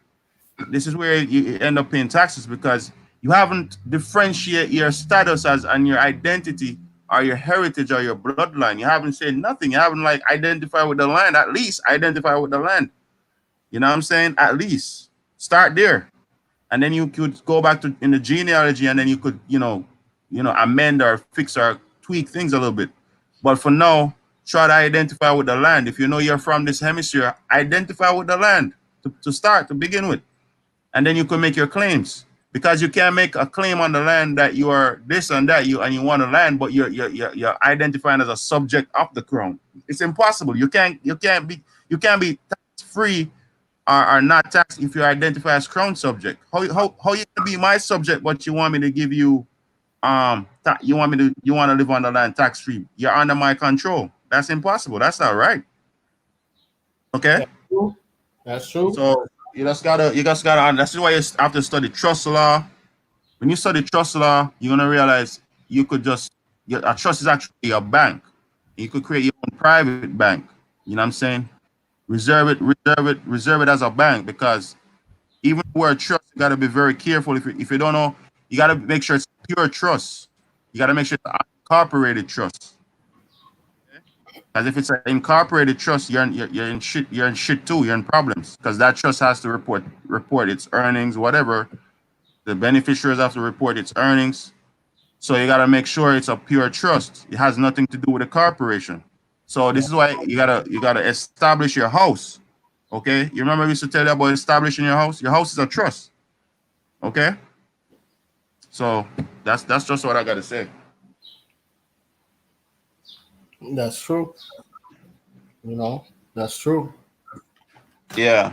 So, you know, I hope you guys just take heed to some of the things that we're saying. You know, just go research your family history, people, with your bloodline. Research your bloodline. Don't research nothing outside of it. Stay to mama. Stay to your grandmother. Stay to grandpa. Stay to your grandfather.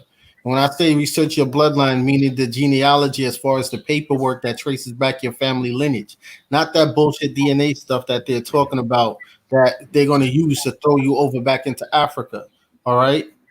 So just go to the archival records. This is why they're trying to use this coronavirus thing. This coronavirus, first of all, the 1 in 9. Let me show y'all real quick because I put up a post to show y'all that they were targeting me with numerology. And y'all missed the key thing that I showed y'all when I broke down the coronavirus number on the post. So I'm going to pull up the post if I can. Let me see if I could pull it up. Give me a second and show y'all. Right? And show y'all. I am Q. Thank you, brother. Thank you.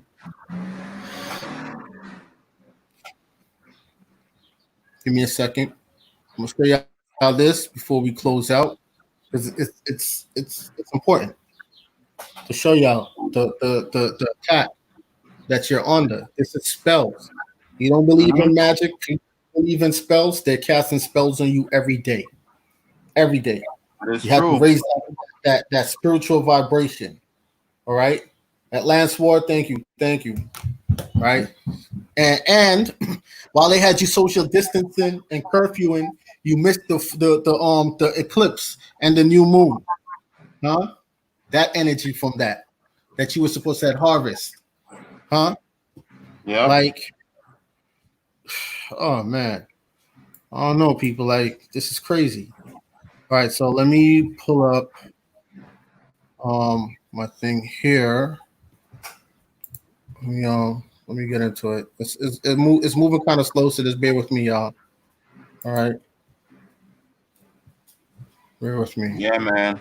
Hey, y'all need to research the torrent system too. Okay. I research the torrent system, what it is.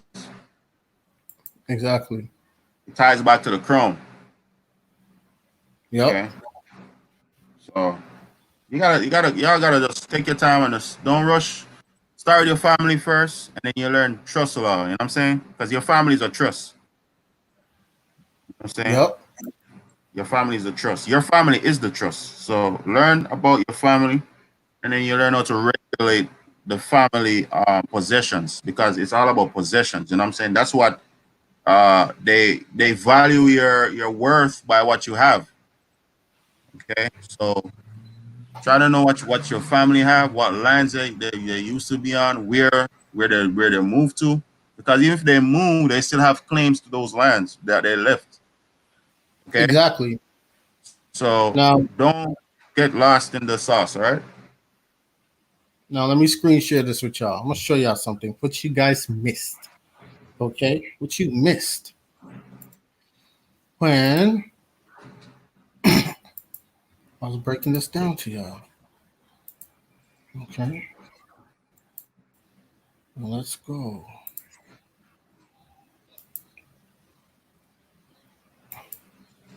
Now, they had stuck my video on 826 for like a week, right? It all boils back out to being 666, 999. You know, then comes that down to being 22. 22 stands for 1111. They stuck the other video on 921, same 666, 999, 369, right? Now They had stuck my video, my subscriber count on 3,148. So every time it went up to like 3,160, they brought it back to 3,148 every single time, which came back out to 369, 66, 999, and it goes down deeper to where I could come back to like a number like 22 and stuff like that. Right now, here's the funny thing here. So I said the coronavirus number, COVID-19, 8 plus 1 equals 9. 19 plus 9 equals 28. 2 divided by 8 equals 6. 2 divided by 6 equals 3.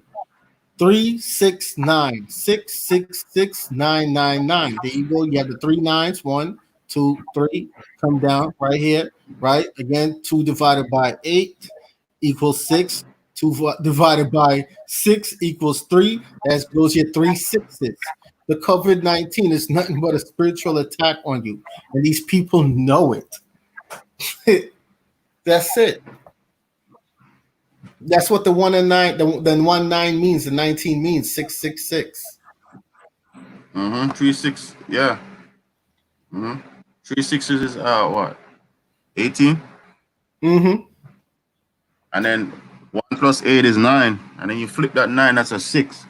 Yep. So they got you upside down. They got you on the Libra. What is it? The Tahoe symbol. What's that symbol again? The Pisces? The Pisces, no, with the 2 fishes. Yeah, is it the Cancer? Yeah. The Cancer? No, the Cancer. The Pisces thing comes around in like in a circle with the 2 fishes. Right, but is it the? But I think it's Cancer. Cancer. They have the 6 and the 9. That sounds like the Pisces symbol still with the 6 and the 9. Yeah, but then it's symbolic in that Tahoe symbol that I forgot what they call it, the black and white. Because remember, these people, right? These entities that's fighting our original spirit, our soul, they're only seeing black and white. That's why everything is in. They only see in black. They don't see in high vision. They don't see in They don't see in high definition like we do. Wait, hold on. That's why they do the binary system. It's just 1s and 0s. That's right. 2 by 8 is 4. Oh shit. All right. Yeah, he's right. I gotta go back over the numbers. They just do 1s and 0s. So yeah. He was right. He's right. Yeah. I forgot what they call it. They only could read. I forgot what they call it. There's a word for it. These people, they only do that kind of. They can't see beyond that. I forgot what they call it, man. It's a system they use. I can't remember. Is it man? Damn.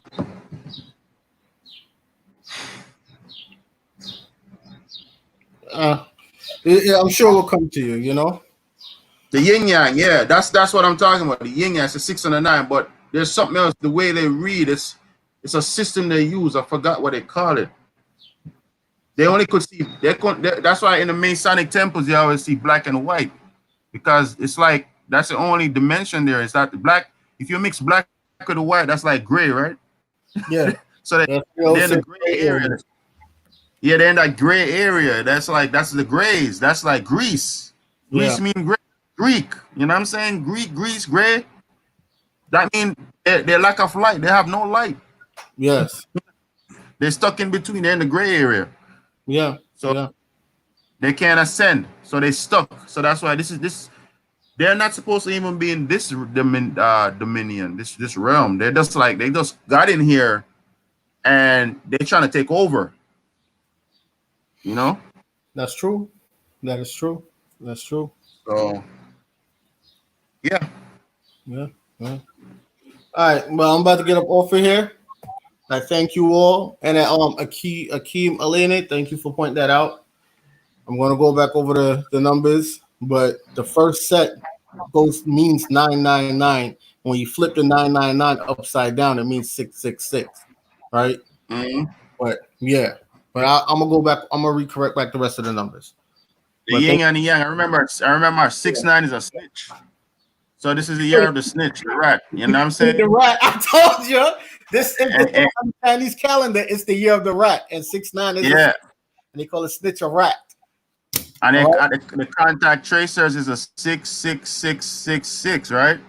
Yep. So How many check of them? your They phones. hired Check your phones. 3,000 contact tracers. 3,000.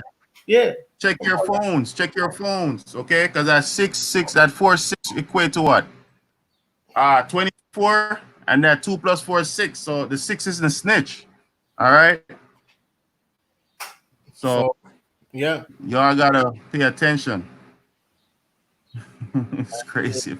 It's these people deal with numerology on y'all, right? Because they know that you don't understand what you're looking at.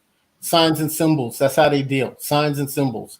And you know what the crazy thing is? It's your signs and symbols that they're using back on you. Mm-hmm. That's the crazy shit. That's a crazy shit. That's what they're using back on you. Your signs and symbols. Yeah. COVID-19, right? 1 plus 9 is 10. No, the 10 is the 1 is the phallus, and the 0 is a feminine, is the vagina. So the 1 is the phallus. The 0 is so that's how they manifest. The male and the female manifest in this hemisphere, in this dimension. So that 1 and that 0, or that 0 or that 1 is the same thing. It's nothing different. So the 1 is a phallus. Exactly. Okay.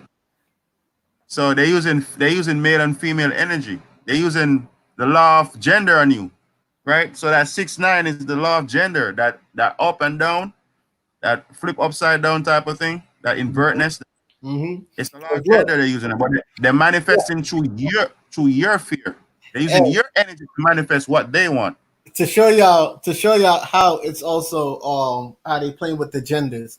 When 6ix9ine came out and he did his little Instagram thing, right? Because I watched it. I'm not about to say like I didn't watch it. I watched it. But then he started doing some things. I'm like, I'm like, oh, they mess with his booty meat.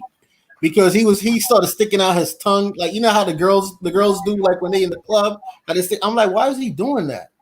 I'm like, what the hell is he? Why is he doing that shit? Like, why is he doing that? You know what I mean? That's when I came off that shit. And then he started doing his head a certain way, and he started moving on. I'm like, yo, that's very female-ish. And then not only that, because he got the LGBT colors in his hair, right? That's literally what that stands for. Don't let nobody tell you nothing else. Now, the interview that Charlemagne them did the other day with the sister running for Congress, that she was trying to just talk about what she's running for Congress for, or senator. I think she ran for senator or Congress in Atlanta, and they kept turning it into a Donald Trump thing. And when they were telling about she's against the LGBT community, and she says, but her son is homosexual, and she don't care that he's homosexual. She still loves him anyway. Oh, stomp down. Then I'm like, why they keep trying to mark her to be against the community? And I'm like, one of them got molested. And then boom, Charlemagne came out and said that he got molested. And I said, this is why. And you're going to find a lot of these cases, a lot of these ones that were molested that's pushing this issue, are pushing it for it to be normalized again amongst your children, because these things happen to them and they want to normalize it as if now the ones who are trying to normalize it are trying to paint someone that has been against LGBT when they're not, is the fact that because they have committed some form of act of pedophilia or rape.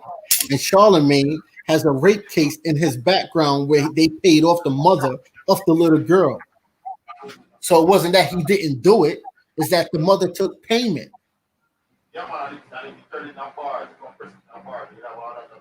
So don't forget that. Okay.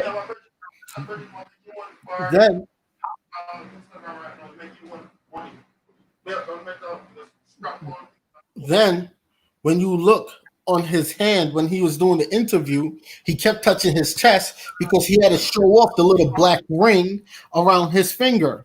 A couple years ago,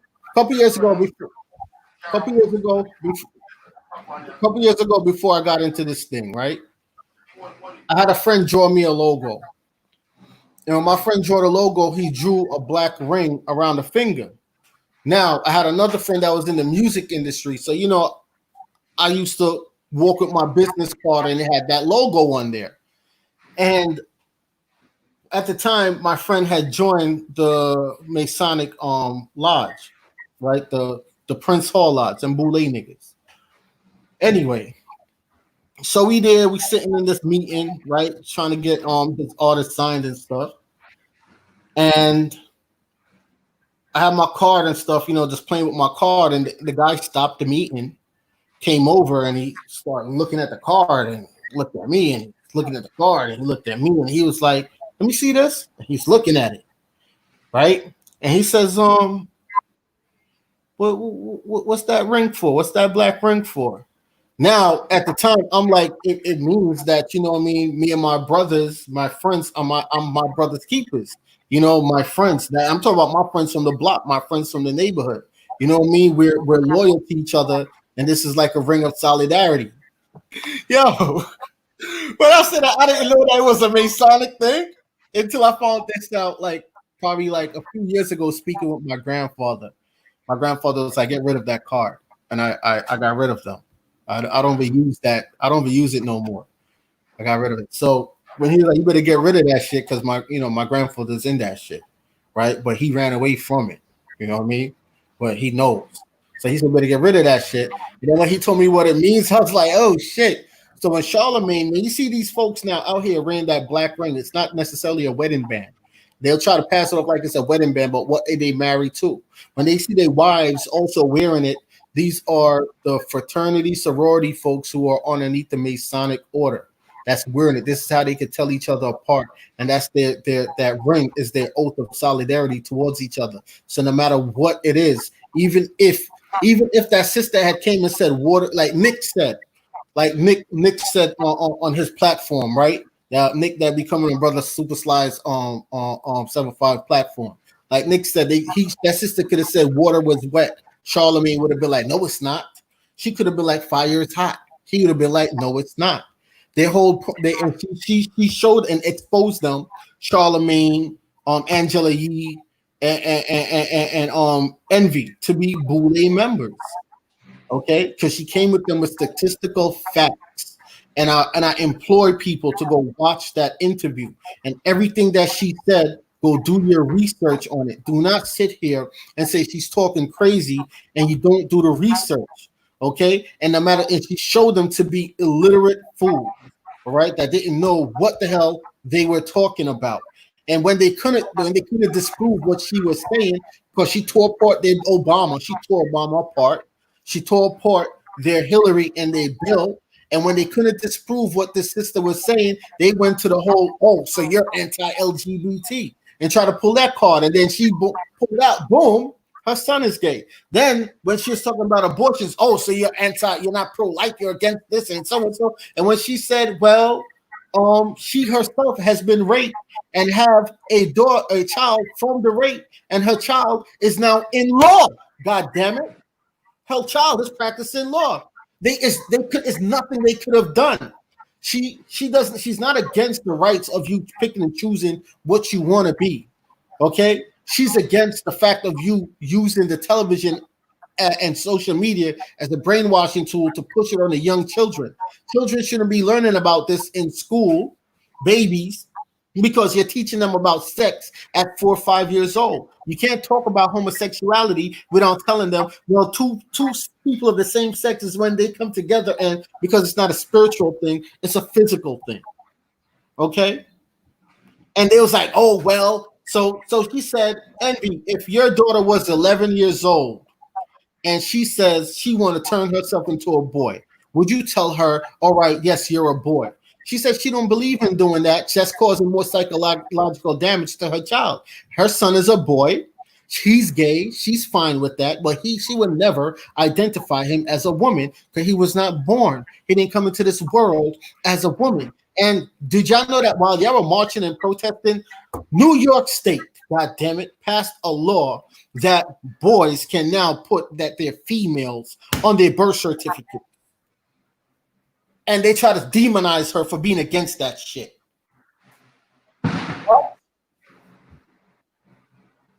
So when I say that whole Boule thing, that whole Masonic thing is real, and that no matter what it is, look, man, and I'm not saying every single one of them, but a good portion of these Negroes, woo! It doesn't matter what kind of truth. You can have all the proof in front of you. They don't want to hear that shit. Okay? Because they're programmed. They're not trying to hear it. They're not trying to see it. Because they've done stuff that they can't bounce back from, that these folks can blackmail them with. Okay? Chances are they probably molested someone, and which is the norm. You always hear, well, this celebrity is molestation and pedophilia, and so on and so, because that's their initiation. Or they have to take it up the yin yang, or they have to sacrifice someone. George Floyd. Okay? This is the world that we live in. These aren't conspiracies.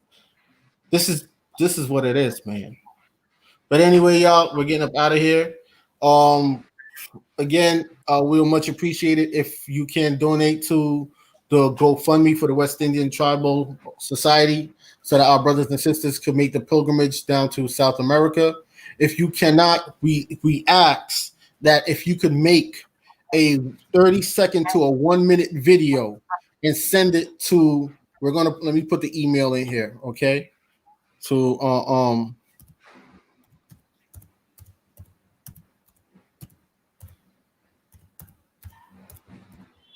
okay. Give me a second. I know I type slow.